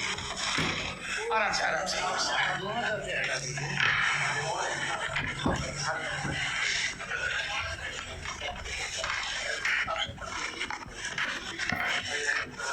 इस बीच आप लोग भी अपने अपने सवाल तैयार कर लें। ये ध्यान रखेंगे कि मैं यहाँ से सवाल लूँगा, आप लोगों को अपना हाथ ऊपर करना है। अपना नाम बताना है और अधिकतम 3 वाक्यों में अपना सवाल पूरा करना है। कई लोग सवाल की जगह भाषण देने लगते हैं, उससे आज बचना है। जी मुफ्ती साहब, पहला सवाल आपका, 16 मिनट है, हम दोनों लोगों के सवाल लेंगे। जी बहुत शुक्रिया। आपकी जो अभी बात हुई बहुत अहम थी, मैं इसको चाहूँगा कि आगे डिस्कस करूँ, लेकिन चूँकि अभी वो सेगमेंट है क्रॉस एग्जामिनेशन, तो सबसे पहला सवाल आपसे ये है कि जो मैं इतनी देर से कॉन्टिंजेंसी आर्ग्यूमेंट आपको बता रहा था, ये अकल से ही बता रहा था हजरत, आप ये बताएं कि आप इन्फिनिट रिग्रेस ऑफ कॉजेस को पॉसिबल मानते हैं या नेसेसरी बीइंग के एग्जिस्टेंस को सही समझते हैं, चूँकि 2 ही ऑप्शन हो सकता है, आप ये बताएं। देखिए, आपको मैं ईमानदारी से बात करूँ, एक तो मैं कॉन्टीजेंसी वर्ड ठीक से समझता हूँ, और इस वक्त भी जो आपने अंग्रेजी के अल्फाज इस्तेमाल किए वो ज़रा थोड़े से मुझे डिफ़िकल्ट और कॉम्प्लिकेटेड है, तो आप ज़रा सिंपल ज़बान में सवाल कर सकते हैं। बिल्कुल कर सकता हूँ। जी, यूनिवर्स की हर चीज़ कॉन्टिंजेंट होने का मतलब ये है कि वो अपने एग्जिस्टेंस में किसी के ऊपर डिपेंडेंट है। जो भी चीज़ डिपेंडेंट होगी वो चीज़ इंडिपेंडेंट नहीं हो सकती, तो उसका कोई ना कोई कॉज होगा। तो अब आप क्या समझते हैं कि ये इन्फिनिट रिग्रेस है, यानी कॉज पर कॉज, कॉज पर कॉज, कॉज पर कॉज, और कभी कोई यानी एंडलेसली चलता रहा? क्योंकि अगर ऐसा होगा तो हम तो एग्जिस्टेंस में आते ही नहीं। लॉजिकली ये मुत्तफक अलैह चीज़ है, मुत्तफक अलैह अग्रीड अपॉन। इस पे हमने एग्री किया था कि मुश्किल शब्द आएगा तो अर्थ बताना पड़ेगा। तो इन्फिनिट रिग्रेस तो पॉसिबल नहीं है, तो कहीं ना कहीं आपको रुकना पड़ेगा ऐसे नेसेसिटी पर। नहीं, कोई ज़रूरत नहीं रुकने की, किसने कहा आप रुकना पड़ेगा? आप रुकते होता कैसे? आप नहीं रुकते, आप कहते हैं वो हमेशा से, जब उस वक्त से जब वक्त नहीं था। आप कहाँ रुकते हैं कि अब हुआ था वो? आप नहीं कहते। हम क्यों नहीं मान सकते कि यूनिवर्स जो है और बल्कि मल्टीवर्सेस जो है वो हमेशा से हैं, वो बनती है, बिगड़ती है। एक हमारे यहाँ एक चीज़ है, ब्लैक होल, वो समेट लेता है वापस, फिर ब्लास्ट होता है, फिर फैल जाता है, और इसमें हमारी तो खैर कोई औकात ही नहीं है। इंसान की एक छोटे से जर्रे पे हम 50-60 साल की उम्र रखते हैं, जो करोड़ों अरबों साल की कायनात है उसमें, और पैदा भी नहायत ही बेहुदा वजह से हुए थे। तो इसमें ये सोचना कि इसकी वजूहात और ये क्यों है, ये डिपेंडेंट है, ये हम देख रहे हैं, क्या मालूम। आप सोचिए कि ये जो फैल रही है कायनात, ये कहाँ फैल रही है, ये कहाँ जा रही है, और ये फैल क्यों रही है? बना ली थी तुमने, रुको, ये काफ़ी है, ये फैल क्यों रही है? ये और कौन सी कायनात जिसे मैं दूरबीन से देखता हूँ तो 2 बिलियन लाइट ईयर पे है, उससे मेरा कोई वास्ता ही नहीं है। 2 बिलियन ईयर यानी अगर मैं 80,000 माइल्स पर सेकेंड से चलूँ तो 20 करोड़ साल में वहाँ पहुँच जाऊँगा। इसकी ज़रूरत क्या थी? ये दुनिया, ये कायनात तो इंसान अशरफुल मखलूक़ात के लिए बनाई गई ना, तो ये सब ये टर्म समझ में नहीं आया। इसमें कोई खास समझने वाली बात थी भी नहीं। ये जो अल्टीमेट कहा यह जाता है कि ये जो पूरी यूनिवर्स है, ये जो दुनिया है, ये इंसान के लिए बनाई गई। अच्छा, ये सब इंसान के लिए, क्यों साहब? सही है ना? बिल्कुल, लेकिन इसका ये मतलब नहीं कि किसी चीज के पीछे रीजन आपको नहीं पता तो रीजन नहीं है, इसे कहते हैं नहीं, मुझे नहीं पता, लेकिन मेरी जिम्मेदारी नहीं है। वो बिल्कुल सही कहा था उसने, बर्टन रसल ने, आपने उसे मजाक में टाल दिया कि भाई आप एक दावा कर रहे हैं, मैं क्यों कहूँ कि ये गलत है दावा? आप प्रूफ कीजिए, मेरे पे जिम्मेदारी ही नहीं है, मैंने थोड़ी कहा है, आप प्रूफ कीजिए कि ये सही है। आप आर्ग्यूमेंट ऑफ कंटिजेंसी आप का जवाब कोई ही नहीं दे सवाल रहे हैं। पूछना चाहेंगे? आप सवाल पूछना चाहेंगे मुफ्ती साहब से? क्योंकि ये क्रॉस एग्जामिनेशन का दौर है। आप जैसे पहले बोल रहे थे फेथ को लेकर कुछ, मैं ये पूछना चाहूँगा कि खुदा ने जो भी रेवल्यूशन किए हैं, एक मज़हब के नहीं, बहुत से मज़हबों में किए हैं, अलग अलग रेवल्यूशन है। कहीं कुछ एक बात है, कॉन्ट्रडिक्शन भी है आपस में, कहीं कुछ आप कर सकते हैं, कहीं कुछ नहीं कर सकते। ऐसा नहीं है कि सबकी कोड ऑफ मॉरल एक है। तो ये किस्सा क्या है? अब आप ये देखिए कि मुझे कभी कभी लगता है कि जो फुटबॉल फाइनल होता है, लाखों लोग होते हैं, फिर वो टीवी कवर कर रही, करोड़ों लोग, अगर उसमें खुदा की एक बूमिंग आवाज़ आ जाती, मैं गॉड हूँ, तो सारे लोग अभी सुन लेते और टीवी पे भी सुन लेते, किस्सा खत्म होता। ये इतनी राजदारी क्या है कि तुम सामने कुछ तो सबूत दे दो हमें सॉलिड। ये कह सर, ये यूनिवर्स कैसे बने, इससे मसला क्या हल होगा? मैं पूछूंगा आपसे खुदा कैसे बना, क्यों नहीं पूछूंगा? कैसे बना? बल्कि वो तो कायनात से कहीं ज़्यादा इंटेलिजेंट है, कायनात से कहीं ज़्यादा कॉम्प्लेक्स जी, वो हमेशा से। अरे आप कहेंगे मैं मान लूँगा। अच्छा, दोयम वो काबिल मुखलक, यानी काबिल मतलब ओमनीपोटेंट, जो चाहे कर सकता है, आपको नौकरी दिलवा सकता है, आपकी अच्छी जगह शादी करवा सकता है, आपके पड़ोसी का मुकदमा हरवा सकता है, आपसे जिता सकता है, सब काम करता है। थोड़ा सा माइक क्लोज। वो इस दुनिया को चला कैसे रहा है? ये दुनिया कैसी चल रही है? आपको इससे हैरत नहीं होती? या क़यामत के बाद कभी एक जस्टिस होगा, जब ये बच्चा मर चुका होगा, जिसकी रजिया उड़ गई बम से, इसको इंसाफ मिलेगा सब। अच्छा, अब जवाब दूं? हाँ दीजिए। मैं भाई इसीलिए आपकी तरफ। सबसे पहले आपने रेवलेशन और स्क्रिप्चर्स की बात की, इस पे मैं बात कर सकता हूँ लेकिन आज नहीं करूँगा क्योंकि वक्त कम है, कभी और इस पे डिस्कस करेंगे। मैं तैयार हूँ उस पर भी बात करने के लिए। ये अभी से राउंड 2 की भूमिका तय हो रही है। Does God exist round 2? जी, चूँकि आज गॉड के एग्जिस्टेंस पे बात है तो मैं उसी के रिलेटेड जो है आपके सवालात को एंटरटेन भी करूँगा और मैं भी पूछूंगा। आपने कहा कि आपने साबित ही नहीं किया, जबकि आर्ग्यूमेंट ऑफ कॉन्टिंजेंसी बुनियादी आर्ग्यूमेंट है। आप मुझे कॉन्टिजेंसी का मतलब बताइए, आपका मतलब क्या कॉन्टिजेंसी? कॉन्टिंजेंसी का मतलब ये हुआ कि हर वो वजूद जो किसी भी चीज़ का पाबंद है, हर वो वजूद या हर वो चीज़ जो अपने एग्जिस्टेंस में किसी भी चीज़ के पाबंद है और उससे बाउंड है, उसको उसकी ज़रूरत है, उस पर डिपेंड करती है, तो जाहिर सी बात है कि उसका कोई ना कोई कॉज होता है। ये तो अक्ल की बात है, ये आप रीजनिंग की बात करते हैं, मैं वही कर रहा हूँ। दूसरी चीज़, आपने ये बात कही कि इतने बिलियन लाइट ईयर्स दूर है, उसका मेरा क्या लेना देना। फिर मेरे ख्याल से आपको ये नहीं कहना चाहिए I think therefore I am an atheist. आपको सोचना चाहिए, सिर्फ आप एक लिमिटेड दायरे में रहकर नहीं सोचें बल्कि बाहर निकल कर सोचें। आपने तीसरा सवाल किया, आपने 2-3 सवाल एक साथ। ऐसी बात है ना कि ये कुत्तों को इतराज़ हो जाएगा आप पे कि आप कुछ भी सोचिए, ये इजाज़त आपको है नहीं, मुझे है।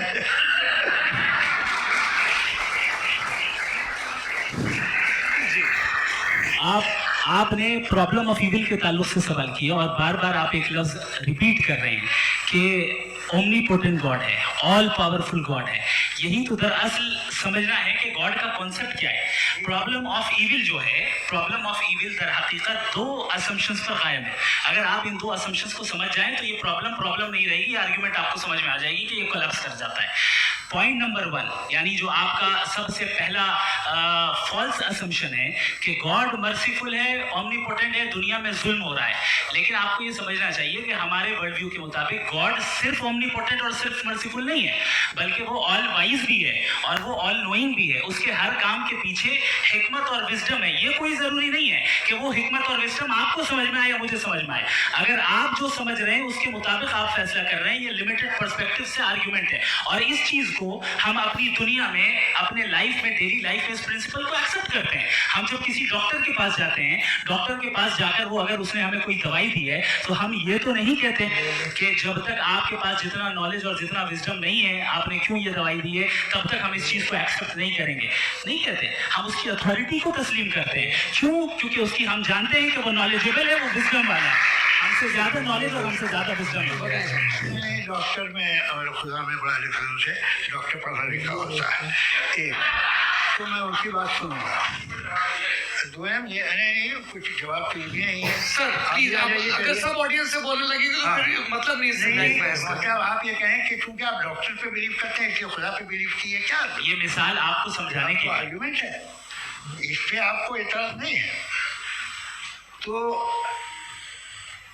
सिंपल बात ये है कि मैं अगर ये यकीन कर रहा हूँ कि एक ओमनीपोटेंट उसकी मसलहत है, ये जो बच्चे मर रहे हैं ये मसलहत है उसकी, मुझे नहीं चाहिए इसकी मसलहत। उसकी मसलहत नहीं है, ये तो समझना है, मतलब एक्सपीरियंस।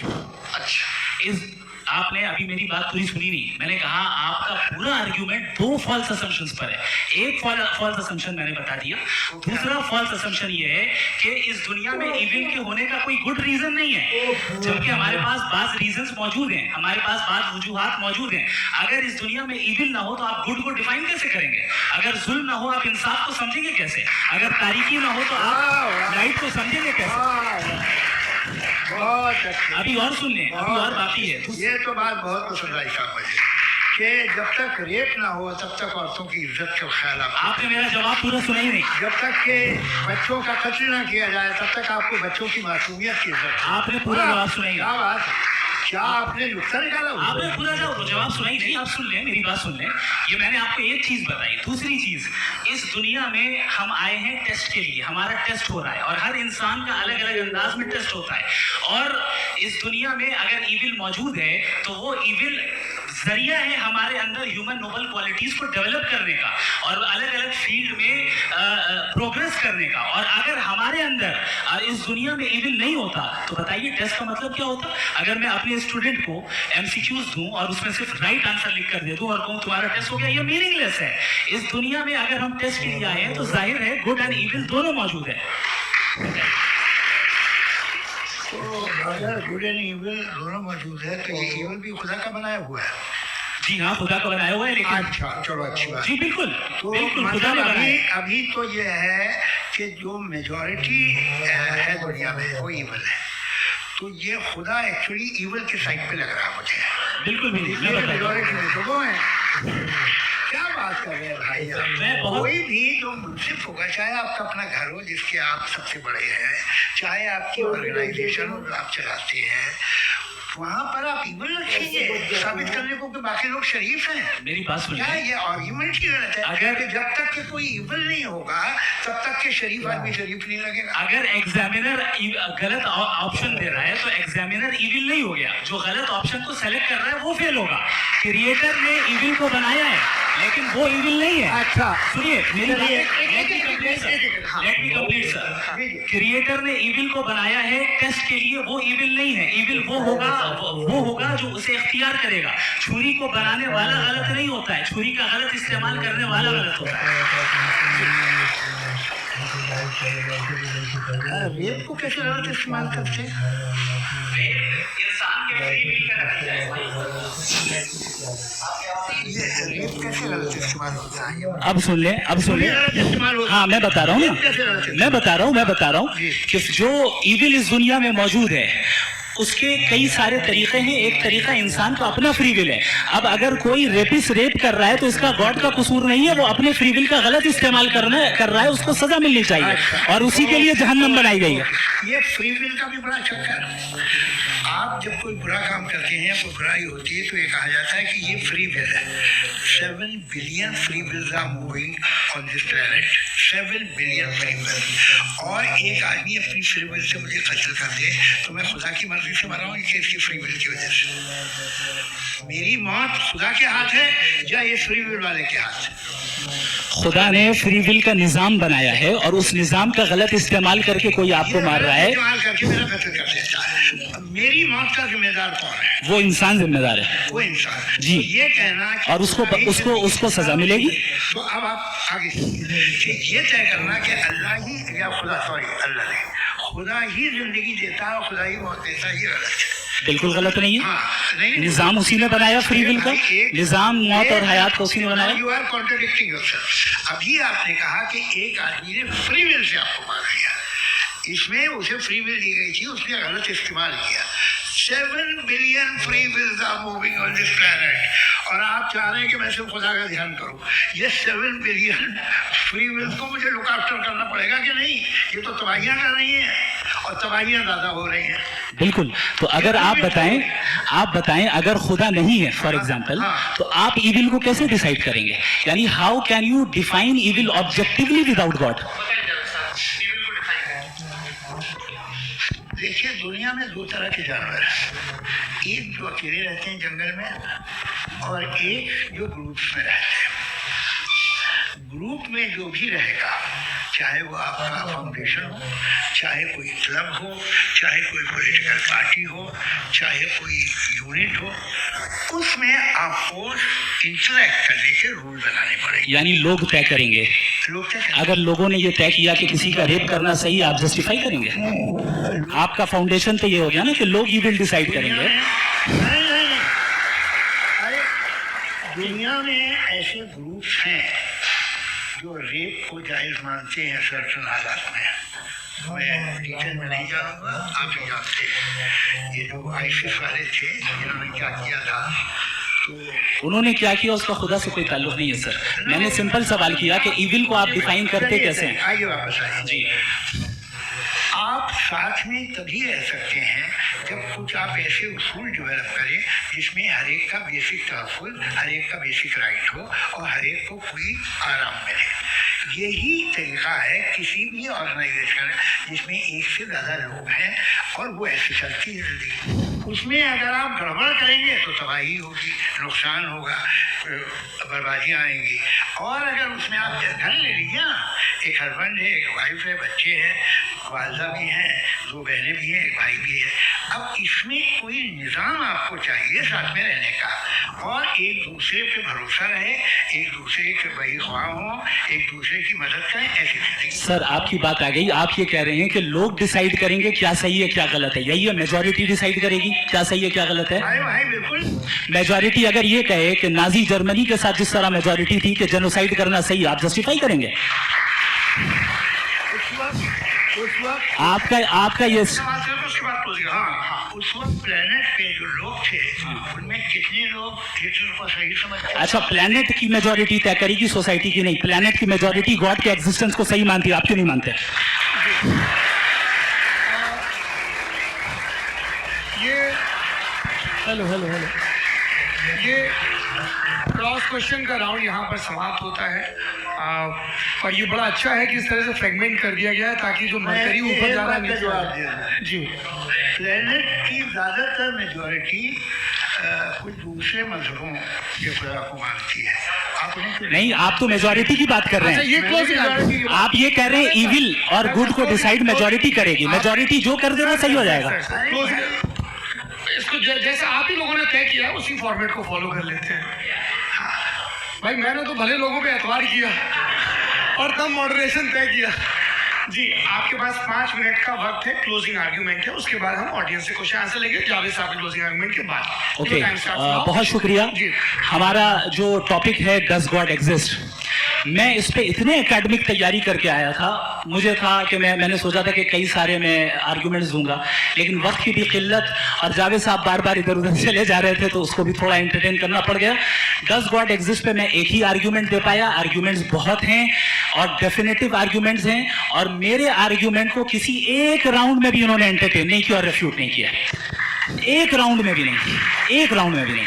और ना ही अभी आपका क्लोजिंग आर्ग्यूमेंट है आर्ग्यूमेंट ऑफ कंटिजेंसी सर। अरे मैं आपसे कई बार कह चुका हूँ कंटीजेंसी का मतलब अब मैं कैसे समझाऊं आपको आपस में। हाँ आप और कितने आसानी से समझाऊं मैं, मुझे तो नहीं समझ में आ रहा है। आप अपनी आर्ग्यूमेंट ऑफ कंटीजेंसी उर्दू में बोल सकते हैं। हाँ, आप अपनी बात पूरी कर लें जी। आखिरी 4 मिनट। दूसरी चीज, just a minute please ma'am, can I talk? दूसरी चीज ये है कि आपने एक तो इसका जवाब नहीं दिया, दूसरा आपने गॉड के न होने पर कोई डेफिनेटिव आर्गुमेंट नहीं दिया, सिर्फ मजहब पे बात कर रहे हैं आप। मजहब तो आज हमारा टॉपिक ही नहीं था। आज तो हमारा टॉपिक वो आप मजहब से ले लेकर आईएस तक चले गए। भाई हमारा क्या ताल्लुक है उससे? We condemn them. और उसका गॉड से क्या ताल्लुक है? अगर कोई गलत काम कर रहा है, किसी ने किसी को कत्ल किया, किसी ने किसी का रेप किया, उसको सजा मिलनी चाहिए। और आपके पास कोई भी rational strong foundation of morality नहीं है। आपने कहा कि मेजॉरिटी तय करेगी सोसाइटी की, वो सही होगा। मैंने कहा हिटलर को फिर आप सही कहेंगे? नहीं, प्लैनेट की सोसाइटी की मेजॉरिटी तय करेगी। तो प्लैनेट की मेजॉरिटी गॉड के एग्जिस्टेंस को मानती है, आप कह रहे हैं ये रिलीजियस है। तो यानी आपके पास कोई स्ट्रॉन्ग फाउंडेशन नहीं है ऑब्जेक्टिव मोरालिटी का। ऑब्जेक्टिव मोरालिटी का अगर कोई फाउंडेशन है तो वो सिर्फ गॉड है, गॉड है, गॉड है। जी ये मुफ्ती शमाइल नदवी साहब का क्लोजिंग आर्ग्यूमेंट था। अब हमारे पास जी ये बड़ा अच्छा है कि दोनों लोगों को मॉडरेटर से शिकायत भी और बोल रहे भाई हमारी शाबाशी भी तो करते चलो। अब मेरी बात जी आपके पास जावेद अख्तर साहब 5 मिनट का वक्त है, ये आपका क्लोजिंग आर्ग्यूमेंट है, टाइम रीसेट कर दें जी। देखिए बहुत सारी बातें हैं। गॉड का डेफिनेशन दुनिया के किसी भी रिलीजन में है कि वो भी पोटेंट है, वो भी प्रेजेंट है, he is just, he is kind, he loves you and so on. मैं जब दुनिया देखता हूँ तो मुझे कोई ऐसा सुप्रीम पावर यहाँ दिखाई नहीं देती है जो इंसान की बहबूदी के लिए कुछ कर रही हो, कमज़ोर को बचा रही हो, मदद कर रही हो, जालिम को पीछे हटा रही हो। मैं नहीं देखा, तारीख में नहीं। एक तो अगर है और ये देख रहा है तमाशा तो उसका होना न होना बराबर है। दोयम ये कि ये जो है, जब आप ये कहते हैं कि कायनात जिसकी कंटीजेंसी है, मैं देखिए वो लफ्ज़ इस्तेमाल किया है, तो ये कैसे हो सकती है भाई? और फौरन आप सरेंडर कर देते हैं कि जाहिर है कि इसका बनाने वाला तो इससे 10,000 गुना ज़्यादा कॉम्प्लिकेटेड होगा, उस पर आपके होने पे कोई इतराज़ नहीं। उसे वो टाइमलेस है, वो पहले से था, टाइम तो बहुत बाद में आया, ये सब आप मानने को तैयार है जिसका आपके पास कोई सबूत नहीं, आपके पास कोई रीज़न नहीं। आपकी तारीफ क्या है मजहब बिलीफ की, जो खुदाओं का बिलीफ है, ये कॉन्स्टेंटली गलत साबित होता रहा है। मतलब आप कहें कि अरिस्टोटल के ज़माने में तो सब जाहिल थे, वो भी इतने ही यकीन से खुदा पे यकीन रखते थे, जो अब नहीं रहा, ये भी नहीं रहेगा, आप लिख लीजिए। और इसके आसार आपको दुनिया में दिखाई देना शुरू हो चुके हैं। ये बहस क्या आज से 100 साल पहले इस तरह हो सकती थी? यहाँ तक तो आपको हम ले आए हैं। सर अरे इनको मदद की ज़रूरत नहीं भाई, ये सेल्फ सफिशिएंट आदमी है, आप क्यों इनकी मदद कर रहे हैं? Sir please. तो ये जो है तमाम बातें अपनी जगह हैं, ये एक पैकेज है। आप अकेले, कोई आदमी ऐसा नहीं जो सिर्फ गॉड को मानता हो, उसके साथ बहुत पैराफर्नेलिया आता है, अलग अलग पैराफर्नेलिया आते हैं। They are only, they have always created choice in the society. मैं तो आपको सीधा ऑफर देता हूँ कि दुनिया में 10 इम्पोर्टेंट बिलीव्स हैं, आप एक मानते हैं, 9 नहीं मानते, 9 में आप एथीस्ट हैं, 9 को आप बिल्कुल रीजनेबली मेरी तरह देखते हैं। तो 90 मजहबी आदमी भी 90% ही एथीस्ट है, वो दूसरे खुदा नहीं मानता, एक खुदा मानता है अपना वाला, बाकियों को कहता है गलत है। अगर आप मानना ही बंद कर दें तो आपका 10% चांस है कि आप सही हैं और 90% चांस है कि आप गलत हैं। मेरा मशवरा है आप मानना छोड़ दिए तो 50% चांस होगा कि आप सही हैं और 50% चांस होगा, 40% आप गेन करेंगे बाय बिकमिंग एन एथीस्ट।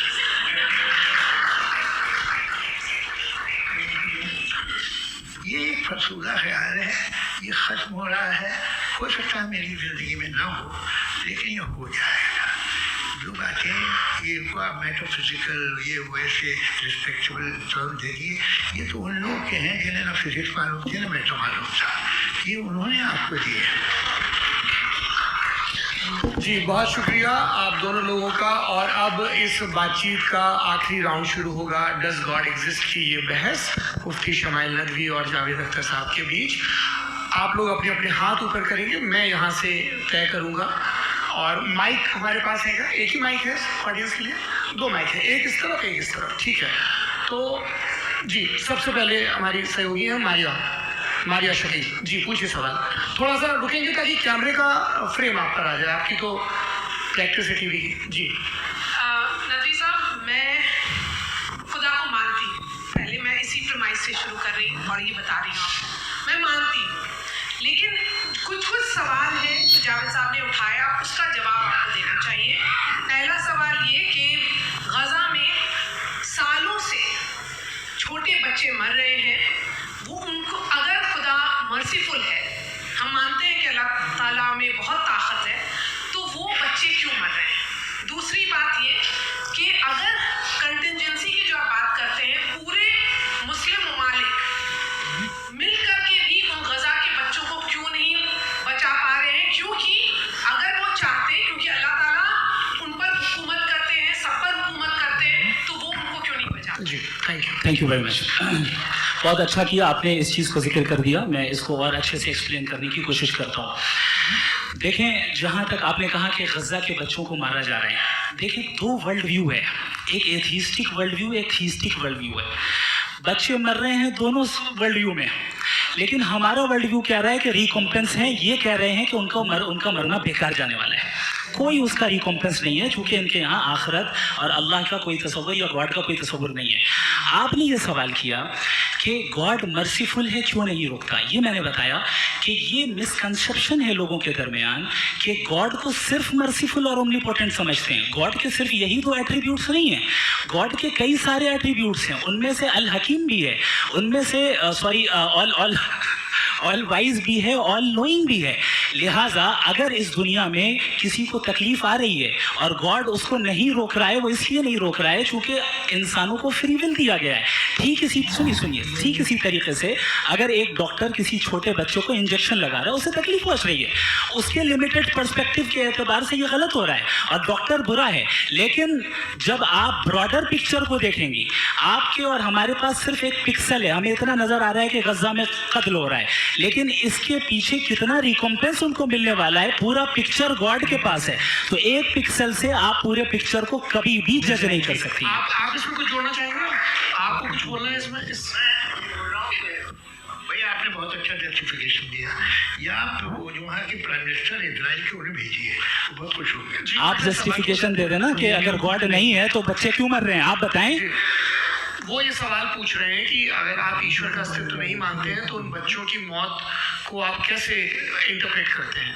भाई ये दुनिया जो है, जो ताकतवर लोग होते हैं वो एक नाइंसाफी करते हैं। तो ये अच्छा काम है, आपके नजदीक तो नेचर नाइंसाफी पे मबनी है। अरे मेरे भाई, आप नेचर की कहाँ बात कर रहे हैं, तो इंसान की बात कर रहे तो हैं। फिर जब मैं इंसान की बात कर रहा था आप नेचर की बात करने लग क्रॉस गए। एग्जामिनेशन हाँ अब आप मुझे बोलने नहीं देंगे तो अलग बात है, आप बोलिए, मैं मुझे कुछ जी नहीं, ये क्रॉस एग्जामिनेशन तो ले रही जी। बोलिए क्या बात ये है कि ह्यूमन सोसाइटी तभी साथ में रह सकती है जब वो मोहब्बत से, एकता से, एक दूसरे के एहतराम करके रहे। इसके अलावा पॉसिबल नहीं है, अकेले तो इंसान रह नहीं सकता। वहाँ पर कुछ लोग हैं जो फाउल करते हैं, वो फाउल हमेशा से तारीफ में होता आया है। आज ये हो रहा है, जो हो रहा है बहुत बुरा हो रहा है, बहुत जालिमाना है, बहुत जाबराना है। उसको आप कहें कि ये बच्चों को कॉम्पनसेशन मिल जाएगा या इसकी इंजेक्शन है, इंजेक्शन तो हेल्थ के लिए दिया जाता है। आप ये कह रहे हैं कि ये बच्चों की जो धज्जियां उड़ रही हैं ये इंजेक्शन है, ये टेस्ट है, ये टेस्ट है और उस टेस्ट में उनको ऐसा रिकॉम्पेंस मिलेगा जो आपके तस्वुर के बाहर है। ये आप 3 बरस के बच्चे को बारूद से उड़ा के टेस्ट ले रहे हैं। वाह, वो नहीं ले रहा है, खुदा नहीं उड़ा रहा है, इजराइल उड़ा रहा है। ये तो उसको कंडेम अगला करें। सवाल लेते हैं प्रोफेसर पुरुषोत्तम अग्रवाल। मुफ्ती साहब, एक निवेदन आपसे है कि कम से कम थोड़ा सा माइक क्लोज एक रिलीजियस और फिलोसफिकल मैम प्लीज। एक रिलीजियस और फिलोसफिकल ट्रेडिशन है जो ब्रह्मांड को यानी यूनिवर्स को ही अंतिम मानती है। सर्वम खलु इदम ब्रह्मम, this is Chandogya Upanishad and it completely rules out the existence और नेसेसिटी, आपके शब्दों में, necessity of a creator. The creation itself is the creator. तो एक मिनट प्लीज। दूसरा जो सवाल आपने अभी, जो आप बार बार कह रहे हैं कि भगवान विद्वान भी है, वाइज, सब जानने वाला, तो अगर विजडम में दुनिया भर के पापों और अत्याचारों को बर्दाश्त करना शामिल है, तो फिर इसका मतलब ये हुआ कि अगर मैं फ्री विल से उसको अपोज करता हूँ तो ईश्वर की विजडम और मेरी फ्री विल में कॉन्ट्राडिक्शन है। Because when I am opposing whatever is happening in Gaza, then I am opposing the God's will or God's wisdom. जवाब लेते हैं तो गॉड की विजडम में, एक मिनट सर प्लीज सर, ये एक जुमला, गॉड की विजडम है कि गाजा में जो कुछ हो रहा है वो हो रहा है, मैं उसको अपोज कर रहा हूँ, तो मैं गॉड की विजडम के खिलाफ जा रहा हूँ। एक सवाल। दूसरा ये नहीं, आपने 2 ऑलरेडी।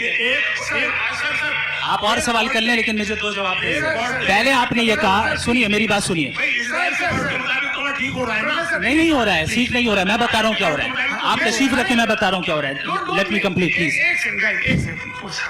ये देखिए, ऐसा है कि ये सब बड़ा आपस में विचार विमर्श के बाद ये तय हुआ था कि कुछ नियम बना लिए जाएं ताकि एक टाइम बाउंड बातचीत चले। और भाई साहब, आप बड़ा जरूरी काम कर रहे हैं लेकिन कैमरे के फ्रेम में आके उस काम को गड़बड़ कर दे रहे हैं। ठीक है गुरु, अब मेरे को कहीं का गुस्सा कहीं निकालना, सॉरी। नहीं, कोई गुस्सा नहीं है जी। तो प्रोफेसर ने सवाल पूछे, आप उनके जवाब दें और थोड़ा ये सब लोग थोड़ा ख्याल रखें भाई, सवाल संक्षिप्त रखें जी। आपने 2 सवाल किए। सबसे पहला ये कहा कि हमारे पास ये कॉन्सेप्ट है कि ये यूनिवर्स खुद नेसेसरी बीइंग है, creation itself is the creator. How irrational is this कि मैं एग्जिस्ट करूंगा बाद में, लेकिन अभी एग्जिस्ट कर भी रहा हूं, यानी एक ही टाइम में एग्जिस्ट भी कर रहे हैं, नहीं भी कर रहे हैं। This is not true. दूसरी चीज आपने कहा कि अगर इजराइल में, सॉरी माफ कीजिएगा, Israel doesn't exist, occupied Palestine में अगर अगर ऑक्यूपाइड पैलेस्टाइन में बच्चों को मारा जा रहा है फ्री विल की वजह से और गॉड नहीं रोक रहा है, ये कॉन्ट्रडिक्शन है। ये बताइए कि एक एग्जाम में एक बच्चा गलत आंसर लिख रहा है, सुनिए, एग्जामिनर चाहे तो रोक सकता है, क्यों नहीं रोक रहा है? ये कॉन्ट्रडिक्शन है, ये कॉन्ट्रडिक्शन नहीं है। माइक नहीं सर, ये आपस में ये क्या आपका सवाल? माइक दीजिए। फ्री विल दिया गया है टेस्ट के लिए, अकाउंटेबिलिटी के लिए। अगर फ्री विल नहीं होता तो आप कहते हैं हमें रोबोट बना दिया गया। आपकी जो भी पोजीशन, मैं अपनी फ्री विल के नाते, अपने ह्यूमन विजडम के नाते गाजा में हो रही अत्याचार का विरोध करता हूँ। बिल्कुल करना चाहिए। के हिसाब से मैं गॉड की विजडम का विरोध कर रहा हूँ? बिल्कुल नहीं, आज हो रहा है गॉड की बिल्कुल भी नहीं, बिल्कुल भी नहीं। उसका वहां पर गाजा में कत्ल होना ये इंसानों के गलत इस्तेमाल का नतीजा है, फ्री विल के इस्तेमाल का नतीजा है। गॉड इसका हुक्म नहीं देता, उससे रोकता है। यही तो मसला है ना, आपके लिए कॉन्सेप्ट नहीं नहीं भाई, आपने तो बताया था इंजेक्शन लगाने से बच्चे को तकलीफ होती है, ये इंजेक्शन लगा। सर आप ऐसे रेटोरिक स्टेटमेंट दें तब तो कोई मसला नहीं आपने समझते बोला कि रहेंगे। injection this is a rhetoric statement, this is not a logical argument sir. I am sorry, I am ये सॉरी। आखिरी 30 मिनट बड़े मुश्किल होने वाले हैं। जी मुफ्ती साहब आगे बैठे हैं, इनको माइक दीजिए। हाँ तरुण, माइक आप अपने पास रखिए, आपको कैमरे का फ्रेम पता है। जी सबसे पहले दोनों को मुबारकबाद। एक सर अपना आप नाम बता दें। आप अमेरिका में शिकागो में रहते हैं, इतना मुझे याद है। बताया, यासिर नदीम अलवाजदी मेरा नाम है। जावेद सर आपसे एक क्वेश्चन है इन्फिनिट रिग्रेस के ताल्लुक से। एक हाइपोथेटिकल सिनेरियो है, मसलन अगर आप सर माइक थोड़ा सा प्लीज क्लोज रखिए। जी अगर आप शायर इसलिए हैं कि आपके कोई उस्ताद शायर थे, और वो इसलिए शायर थे कि उनके कोई उस्ताद शायर थे, और इसी तरीके से हम माजी में पीछे चलते चलते चले जाएं और कहीं ना रुके, तो माफ़ कीजिएगा आप कभी शायर नहीं हो सकते। लेकिन आप शायर हैं, आपका शेर एग्जिस्ट करता है, इसका मतलब ये है कि आप कहीं ना कहीं रुके हैं। तो मेरा सवाल ये है कि क्या आप इन्फिनिट रिग्रेस ऑफ कॉजेस को लॉजिकल फैलेसी मानते हैं या नहीं मानते?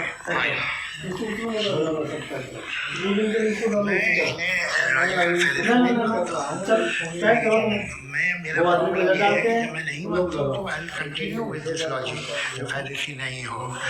आप एक जगह रुक जाते हैं जाके, ये गेंद कैसे बनी, ये जजीरा कैसे बना, ये समुद्र कैसे बना, ये जमीन कैसे बनी, और अचानक गॉड पे जाके आपको ब्रेक लग जाता है। एक बार आप सवाल नहीं करते कि भाई ये वो बनाने वाला है, उससे भी कॉम्प्लिकेटेड वो कैसे बना, उसके बारे में आपने इत्मीनान कर लिया, वो हमेशा से है। तो अगर आप उसे हमेशा से मानते हैं तो फिर ये मान लीजिए कि कायनात हमेशा से, क्या तकलीफ हम मौजूद नहीं आ रहे। जी है?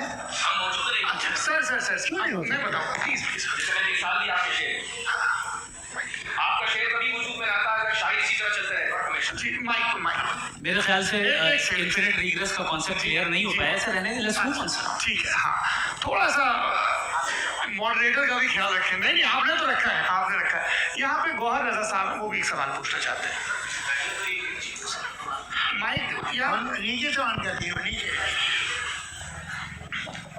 पहले तो ये कह दूं कि मैं उन बच्चों से शर्मिंदा हूँ जिनको ग़ज़ा में कत्ल किया गया,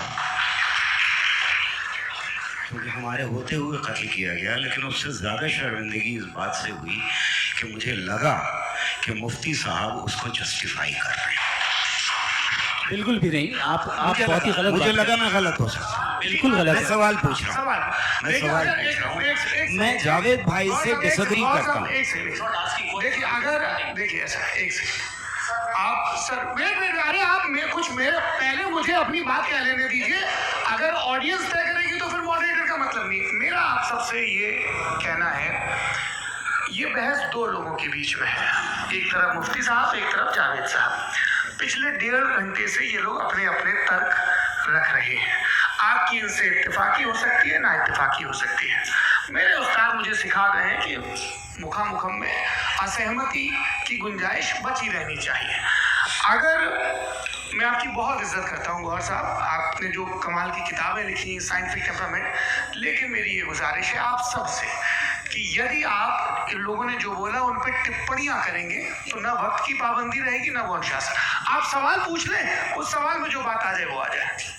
मैं जावेद साहब से डिसएग्री करता हूँ, इसलिए जावेद साहब से सवाल पूछ रहा हूँ। आपका सवाल जावेद अख्तर साहब से और सवाल ये है मेरा कि जावेद साहब ने कई बार लॉजिक का इस्तेमाल किया कि साइंस में लॉजिक है और रिलीजन में लॉजिक नहीं है।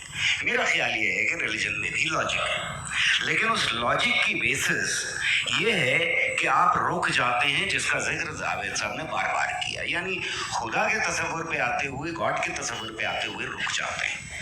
और इसमें सवाल पूछना मतलब फॉरबिडन होता है। सवाल ये है कि क्या जावेद साहब इससे एग्री करते हैं कि साइंस की लॉजिक अलग है और रिलीजन की लॉजिक अलग है? बताइए सर। देखिए, 3 चीज़ें हैं। साइंस है, एक है मंतिक है, इस्तिदलाल है, और एक जो है कुछ भी नहीं है, फेथ है, अकीदा है। मैं अकीदे की लॉजिक का कायल नहीं हूँ। मुझे आप इस्तिदलाल से, लॉजिक से, रीज़न से समझाइए, मैं मानने को तैयार हूँ, मेरा क्या नुकसान होगा। लेकिन ये कि अकीदे पे मैं नहीं जा सकता हूँ। अकीदे का मतलब है कि तुम ये मान लो, सवाल ना करो, ये नहीं। आप सारी बातें करके, बड़ी साइंटिफिक बातें करके एक जगह जाके खुदा के हुजूर पे रुक जाते, सरेंडर कर देते। मैं सरेंडर करने को तैयार नहीं। That's all। जी, ये आगे सर बैठे हुए हैं, इनको माइक दीजिए। भाई वो आप पूछना चाह रहे थे ना? हाँ, नहीं जी, आपका नाम? आसिम इफ्तिखार। आसिम जी, पूछिए। सर, जावेद सर से सवाल है कि आपने माइक थोड़ा करीब है। अपनी क्लोजिंग स्टेटमेंट में बात कही थी कि मज़हब का जो फ्यूचर है वो ज़्यादा दिन नहीं जाने वाला है, लेकिन मैं देख पा रहा हूँ कि जो ऑक्सफोर्ड यूनिवर्सिटी की एक स्टडी है 2011 में हुई है, जिसके 50 एकेडमिशियंस ने इसको अंजाम दिया था, उसमें वो ये कहते हैं कि जो फेथ इन गॉड है वो इनबिल्ट है ह्यूमन नेचर के अंदर, जिसको हम कहते हैं फितरत के अंदर शामिल है वो। और वो ये कहते हैं कि अगर कोई ये समझता है कि मज़हब को वो ख़त्म कर देगा तो ये उसकी गलत फहमी है। तो आप इसके बारे में, इस स्टडीज़ के बारे में क्या कहते हैं? ठीक है, मैं उनसे एग्री नहीं करता हूँ। वो कौन से प्रोफेसर होंगे, ऐसा उनके क्या पास डेटा है, इन्होंने डेटा की होगा? डेटा क्या हो सकता है? फ्यूचर का डेटा तो नहीं हो सकता ना उनके पास, प्रेजेंट का डेटा हो सकता है। डेटा आपने सुना 100 साल पहले का बाद का डेटा, मैंने तो नहीं सुना तक। तो आज उनकी ये राय है और होगी राय, ठीक है। दुनिया में तरह तरह की राय है लोग, लेकिन मैं समझता हूँ कि वक्त के साथ इंसान ज़्यादा से ज़्यादा रीजनेबल और लॉजिकल होता जा रहा है। आज आप देखिए वेस्टर्न यूरोप में क्या परसेंटेज है नॉन बिलीवर्स की, बहुत हाई है, वहाँ चर्च खाली पड़े होते हैं। तो अल्टीमेटली तो इंसान कोई ऐसी बात बहुत अरसे तक नहीं मान सकेगा, चाहे गलत या सही, जो उसे, उसके दिमाग को, उसके जहन को, उसकी लॉजिक को अपील करता है। वो कह रहे हैं तो ऑक्सफोर्ड के होंगे तो कैम्ब्रिज के होंगे, तो मुझे क्या लेना देना, उनका डेटा मुस्तकबिल का नहीं हो सकता है। जी, दीपक, हाँ पूछिए। मैं आऊँगा, अभी पीछे की साइड भी आऊँगा, माइक वहीं भेजूंगा 2-3 साल के लिए। जी जावेद साहब, आपसे सवाल है। नमस्ते। अरे भाई, सर, अगर आप ही लोगों को तय करना है तो फिर 200 लोग तय कर लेंगे। नहीं sir, please don't do this sir, everybody has a right sir, but we can only take selected questions. Sir, ये यंग लोग भी हैं तो इनकी ये उतने यंग, भाई आप यंग हैं कि नहीं हैं? वो कह रहे हैं वो भी यंग हैं साहब, आप उनकी नौजवानी पर दावा उनको ही करने दें। हाँ मुफ्ती साहब, आप यंग, हाँ पूछे। अरे भैया, सर, मेरा सवाल ये है, इनसे भी तो पूछो। जी हाँ, बस आपसे सवाल है। जैसे थीस्टों के पास अपने जो ईश्वर को मानते हैं उनके पास अपने सोशल गेट टुगेदर्स हैं, 5 रोज़ा क्रिसमस आने वाला है, होली है, दिवाली है, ईद है। एथिस्ट क्या ऑफर कर रहे हैं? मतलब मैं इनकी दुकान से बोलूँ, मैं आना चाहता हूँ उस तरफ, पर मैं अट्रैक्ट नहीं हो पा रहा हूँ। मैं सोशल गेट टुगेदर्स क्या है आपके पास? वो ये कह रहे हैं कि जो धार्मिक लोग हैं, अलग अलग धर्म के लोग, उनके उत्सव त्योहार कॉन्ग्रेगेशन बहुत हैं। अब आपको मैं एक सुनाता हूँ, यहाँ हिस्टोरियन भी बैठे हैं, रघुरा जी आप बताइएगा सही है क्या। ये एक कॉन्स्टेंटाइन, एक ग्रीक रोमन बादशाह था जो क्रिश्चियनिटी आने के 400 साल बाद उसने डिसाइड किया कि मैं क्रिश्चियन हो जाऊंगा, मेरी पूरी स्टेट कैंसिल हो जाएगी। उस ज़माने में ऐसे ही होता था, राजा जो धर्म इख्तियार करता था जनता भी कर लेती थी, इसलिए कि वो हो गया था बैंकक्रप्ट। और उसे जो मेडिटेरियन कोस्ट के रिच क्रिश्चियन वो थे मर्चेंट, उससे पैसा चाहिए था। तो उसने कहा यार क्रिश्चियन हो जाओ। तो उसने अपने वजीर से कहा कि भाई ये हिस्ट्री है कि अब हम लोग क्रिश्चियन हो जाते हैं। प्रेशर हो जाएंगे, कोई प्रॉब्लम नहीं है। लेकिन एक प्रॉब्लम ये है कि 17 दिसंबर से 25 दिसंबर तक जो पेगन फेस्टिवल होता, जो पेगन जो फेस्टिवल होता है वो बंद हो जाएगा, इसलिए कि हम क्रिश्चियन हो गए तो होगा नहीं। तो वो बच्चों को बहुत बुरा लगेगा, पब्लिक को बहुत इंजॉय करते हैं, खासतौर से 25 को मेन डे। हाँ, ये तो सही कह रहे हो कि जीसस क्राइस्ट की पैदाइश कब थी? कहते था वो अप्रैल में थी, नहीं कट करो, वो 25 दिसंबर को। यह हकीकत है जी। और 400 साल बाद क्रिश्चियनिटी के अप्रैल से दिसंबर ले आए, और इसलिए कि यहाँ पेगन फेस्टिवल होता था। अब मनाते हैं आप, ये जो सारे फेस्टिवल हैं ये रिलीजन से, हर एक को एक इंटरटेनमेंट डिपार्टमेंट चाहिए होता है अपनी कंपनी चलाने के लिए।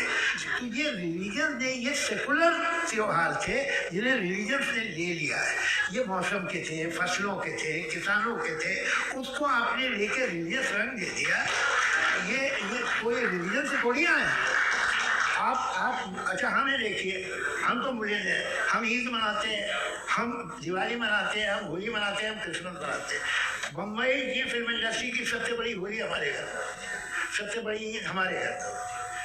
वो हमारे सोशल वो है, हमारे हेरिटेज है। ऐसा थोड़ी है कि थोड़ा सा baby around with the water, ये तो अच्छी चीज़ है, इन्हें रखो, बेकार है फेंक दो। जी हाँ जी, मेरा सवाल नादवी जी से है। जैसा कि आपने बोला कि गॉड टाइम के भी परे है, और गॉड इतनी कॉम्प्लेक्स चीज़ है कि उसे ह्यूमन माइंड समझ नहीं सकता, और गॉड ने अर्थ पे फ्री विल भी दे दी है। तो आप अपना वक्त ज़ाया क्यों कर रहे हैं गॉड के बारे में बात करके? अपन को तो बात करनी चाहिए कि सोसाइटी को बेहतर कैसे करें। जी, मैं गॉड वही बताता है सोसाइटी को कैसे बेहतर करें। अभी मैं आपका जवाब देता हूँ। आपने कहा कि टाइम पे वो एग्जिस्ट नहीं करता, नहीं, मेरा सवाल ये है कि जैसा आपने बोला कि गॉड बहुत ही कॉम्प्लेक्स चीज़ है। मैंने कहा ही नहीं कि कॉम्प्लेक्स है, तो आपके अल्फाज हैं। कॉम्प्लेक्स का लफ्ज गॉड के लिए सुइटेबल नहीं है। क्यों? क्योंकि कॉम्प्लेक्स वो चीज़ें होती हैं जो ऑब्जेक्ट हो। God is not an object जिसको आप इंस्ट्रूमेंट के जरिए लेबोरेटरी में जाके टेस्ट करें, oh it's very complex. No, वो कोई कार का इंजन नहीं है। वो फिलोसॉफिकली नेसेसरी बीइंग ऐसी बीइंग है जो सिंपल बीइंग है। हाँ, आप उसको मुकम्मल तौर पे उसकी तमाम हिकमतों को जान ले और हर चीज़ को जान ले, ये पॉसिबल नहीं है, क्योंकि वो ऑल वाइज है, आप ऑल वाइज नहीं है, और वो खुदा है, वो आपको सारी चीज़ें बता दे, ये ज़रूरी नहीं। मेरा सवाल ये नहीं था, मेरा सवाल ये था कि जब गॉड इतना परे है इस दुनिया से कि उसने अर्थ पे फ्री विल भी दी है, हम सब ह्यूमंस की फ्री विल है, और जो सोसाइटी में हो रहा है वो अपन लोग डिसाइड करेंगे। तो अपन लोग डिसाइड नहीं करेंगे ना, अपन लोग डिसाइड नहीं करेंगे। गॉड जो है, गॉड ने वो उसकी ज़ात, उसकी एग्जिस्टेंस टाइम एंड स्पेस से परे है, लेकिन वो हमारा टेस्ट ले रहा है, और उसी गॉड ने हमें बताया कि तुम्हें क्या करना है क्या नहीं करना है। तो जाहिर उस गॉड की बात सुनेंगे ना। वो पीछे एक चश्मा लगाया जो मैम खड़ी हैं, उनको दीजिए। हाँ, आप जी जी बिल्कुल आएंगे। लेकिन मैं कोशिश कर रहा हूँ सब तरफ जाने की। हाँ, उनको दीजिए माइक। जी, हेलो सर, मैं ओमनी प्रेजेंट नहीं हूँ, टाइम पाबंद हूँ, और जहाँ तक कोशिश कर सकता हूँ करूँगा। जी, आपका नाम बताइए। मेरा नाम उर्सुला है, मैं दिल्ली यूनिवर्सिटी की एक स्टूडेंट हूँ, और मैं स्टूडेंट फेडरेशन ऑफ इंडिया से हूँ। मेरा सवाल मुफ्ती जी से है कि इस हॉल के इस कमरे में बैठ के हम लोग रेप की मोरालिटी के बारे में फिलोसफिकली बात तो कर सकते हैं, बट असलियत ये है कि रोज़मर्रा की ज़िंदगी में औरतें रेप के थ्रू गुजरती हैं, और हम लोग सिर्फ नंबर्स पे इस तरह नहीं देख सकते, क्योंकि कितनी औरतें हैं इन कंट्रीज़ में जहाँ पे आप बता रहे हैं कि केसेस कम हैं, जिनका एक्सेस है कि वो जाके केस फाइल कर सकें।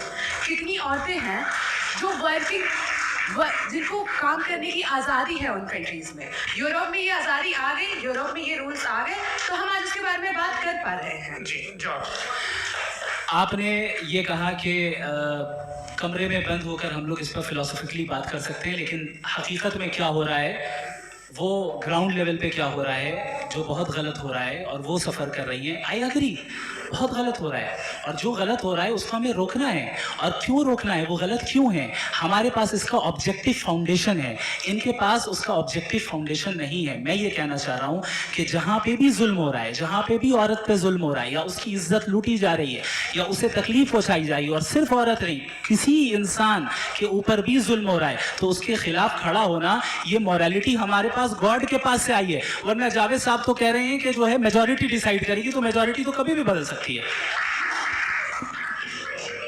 क्या मैं तो ये थोड़ी सी आपको गलतफहमी है। मैं अगर मेरे जुमले से ये मतलब निकला या मैंने कहा तो ये जुमला मैं वापस लेता हूँ, ये मेरा मतलब ही नहीं था कि मेजॉरिटी डिसाइड करेगी। मेजॉरिटी डिसाइड करे तो दुनिया में बड़ी, वैसे आपने कहा था ये जुमला, ये तो हो सकता है, मैं मान रहा हूँ। बाद में रिकैप कर लेंगे। अरे एक सेकंड में अपनी एक्सप्लेनेशन। मुनासिब बात यह है कि हम सब के सब दिल में जानते हैं कि क्या अच्छा है क्या बुरा है, हमें पता है अच्छी तरह से। जो लोग बुरे काम करते हैं उन्हें भी मालूम अच्छा क्या है। यही तो सवाल था हजरत कि फिर ये मोरालिटी आई कहाँ से? क्रॉस एग्जामिनेशन, हाँ जी हाँ। मोरालिटी साथ रहने की जुदाई से आई। यानी साथ रहकर जो कुछ कह दे, जो कुछ कर दे, वो हो जाएगा? नहीं नहीं, तो आप कायदे से रही कर सकते हैं जब तक लोगों में मोरालिटी हो, वरना क्यास हो जाएगा। ये आपको कैसे पता? जी हमने देखा ना, जहाँ मोरालिटी का क्यास हो गया, हम देखते हैं। कहाँ पे देखते हैं? भाई दुनिया में। आप एक कहीं पे अगर गलत हो रहा है तो उसको आप गलत देखिए। आप एपिस्टेमोलॉजी की बात कर रहे हैं, मैं ऑन्टोलॉजी की बात कर रहा हूँ।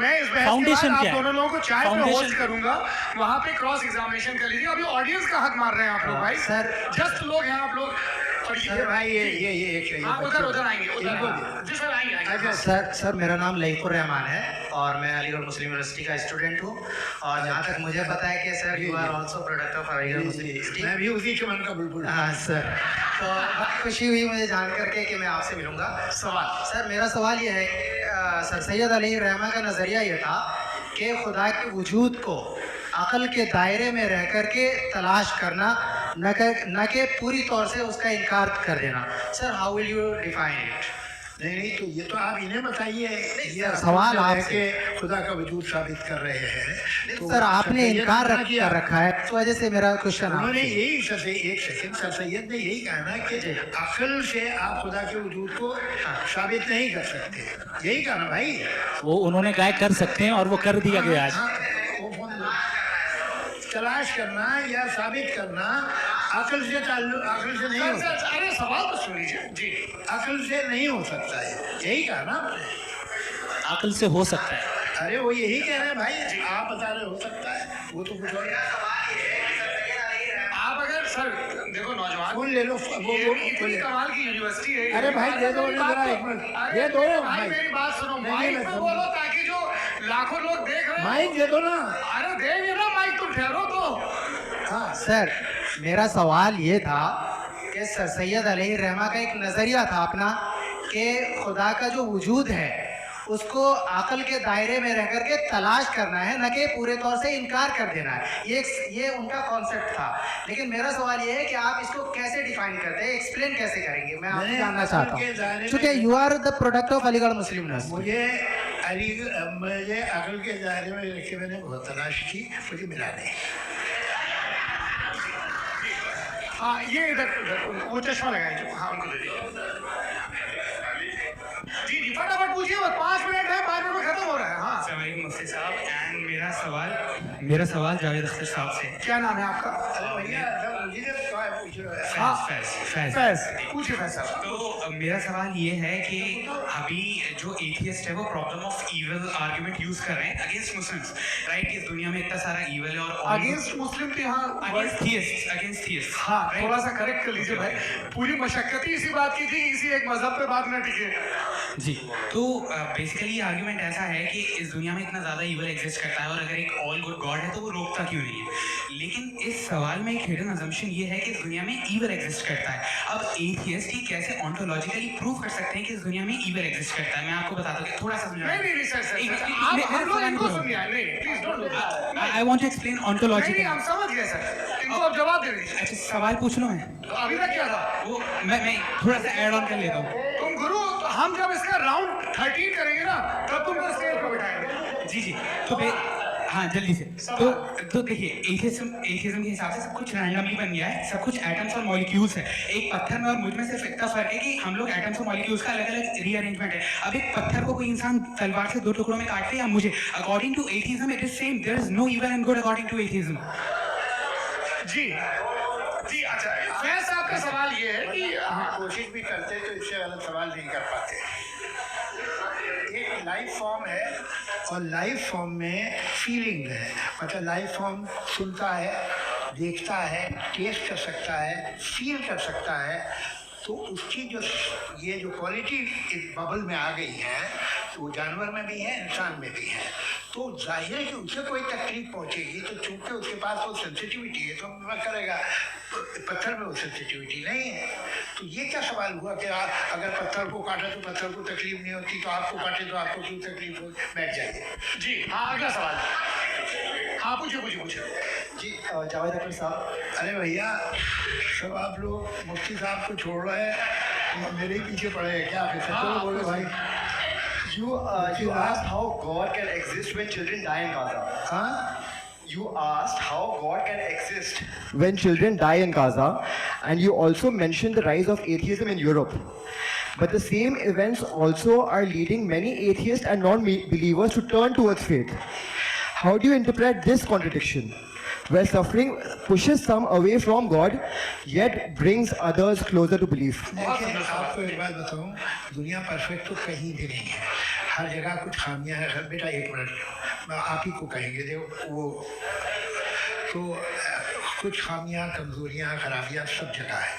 लेकिन अगर देखोगे ईमानदारी से कि दुनिया सबसे ज़्यादा महजब कहाँ है, एक आम शहरी को कहाँ हुकूक हासिल है, वो बोल सकता है, अपनी मर्जी से काम कर सकता है, अपनी मर्जी से राय दे सकता है, हुकूमत के ख़िलाफ़ बोल सकता है, बसर इख्तिदार लोगों के बारे में बोल सकता है, सरमायादारों के ख़िलाफ़ बोल सकता है। तो आपको ये स्कैंडिनेवियन कंट्रीज में मिलेगा, वेस्टर्न यूरोप में मिलेगा। मैं नहीं कह रहा वो परफेक्ट है, बिल्कुल नहीं, वहाँ बहुत खराबियाँ भी हैं, परफेक्ट तो कोई। लेकिन जिन जिन मुल्कों में, लैटिन अमेरिका देखो, गल्फ देखो, वहाँ पर आपको ये ज़रूर है कि रेप नहीं होते होंगे। रेप की ज़रूरत क्या है भाई? उसको तो ख़रीद लो, घर में रखो, सड़क पर रेप करने की क्या ज़रूरत है? मगर सुनिए, मगर हकीकत ये है कि वहाँ शख्सी आज़ादी राय देने की, बोलने की नहीं है। जी ये एक आखिरी सवाल मुफ्ती साहब से। हाँ मैम, इनको माइक दीजिए। शुक्रिया। मेरा नाम मनीषा है, मैं हरियाणा से आई हूँ। मैं मुफ्ती साहब से एक बात पूछना चाहती हूँ। आप बार बार जावेद साहब को कॉन्ट्राडिक्ट तो कर रहे हैं कि आपने ये कहा, लेकिन आप भी अजम्पशंस के बेसिस पे बात कर रहे हैं। आपने खुदा के होने का कौन सा प्रूफ पेश किया है, खुदा की एग्जिस्टेंस का? अब इस सवाल को अलग रहने दीजिए, कौन एथीस्ट है कौन नहीं है। और दूसरी बात जो आपने एक छोटी सी कही थी कि ये फ्री विल का इस्तेमाल करता है इंसान अपनी, लेकिन इस फ्री विल का इस्तेमाल में मतलब खुदा ने ये दे दी सबको ये इजाज़त कि वो कितना घिनौनापन और कितने ज़्यादा ख़राब से ख़राब तरीके इस्तेमाल कर सकता है। जवाब जी। आप फ्री विल को मानती है ना, या आप कहती है कि फ्री विल नहीं है ना? मानती है ना? तो अब आपके पास इसका कोई एक्सप्लेनेशन नहीं है कि अगर एक इंसान उस फ्री विल का इस्तेमाल करके गलत काम कर रहा है और बच के अच्छी ज़िंदगी गुजार के निकल जा रहा है, उसका कोई रिकम्पेंस नहीं है। हमारे वर्ल्ड व्यू में जो इंसान गलत काम कर रहा है उसको भी रिकम्पेंस यानी उसका बुरा बदला मिलना है, और जो सही काम कर रहा है उसको सही बदला मिलना है। लिहाजा जो फ्री विल है वो इस तरीके से है कि एक लिमिटेड टाइम तक खुदा ने मोहलत दी है। ऐसे नहीं कि छूट दे दी, जो करना है करते रहो हमेशा। वक्त आएगा जब एग्जाम का टाइम खत्म होगा तब रिजल्ट आएगा, दौराने एग्जाम जबरदस्ती आपको नहीं बताया जाएगा। अरे भाई एक मिनट, जी मुफ्ती साहब से मेरा मुफ्ती साहब से रुक जाइए, आपसे इसके बाद आपसे मैं मुफ्ती साहब एक ही सवाल करता हूँ कि अगर जो हो रहा है फ्री विल से हो रहा है और एक दिन बरोज़ क़यामत इंसाफ होगा महशर में वगैरह वगैरह, तो दुआ क्यों मांगते हैं लोग? दुआ मांगते हैं इसके मतलब है अभी भी उसने ये डिपार्टमेंट रखा है कि मैं रोजमर्रा की जिंदगी में बिल्कुल ही कैन। तो तुम कैन हो, तुम मुझे नौकरी दिला देते हो, मेरे बेटे को ग्रीन कार्ड दिला देते हो, और 45,000 बच्चे मरते उन्हें रोकते नहीं हो। नहीं, तो क्या आप ये कह रहे हैं कि इस दुनिया में जालिमों को कभी पकड़ ही नहीं होती है? अरे जो भी पकड़ होगी, वो बच्चे रोते हैं। बिल्कुल, देखिए मैंने अपने ओपनिंग स्टेटमेंट में यही कहा था कि जनाब जावेद साहब सिर्फ इमोशनल आर्गुमेंट है। This is an emotional argument. ये छोटे मोटे इसके पीछे का रीजन मैंने बताया क्या है, इसके पीछे का विजडम क्या है मैंने बताया। मंच से आप लोगों को सज्जनों इसलिए कह रहा हूं ताकि थोड़ा सा आपके कॉन्शियस में जोर रहे कि आपको ऑर्डर बचा के रखना है। वक्त तय हुआ था, ये वक्त पूरा हुआ, आपने इतने धैर्यपूर्वक सुना, मैं आप सबका बहुत बहुत शुक्रगुजार हूँ। यदि इन दोनों विद्वानों की इच्छा होगी तो कभी हम इस बातचीत का राउंड 2, राउंड 3, यही तो देखिए खूबी है इंसान की कि बहस मुबाहसे में वो पड़ा रहता है। आप लोगों ने बड़े धैर्य का परिचय दिया, बहुत बहुत शुक्रिया। इसी के साथ ये बातचीत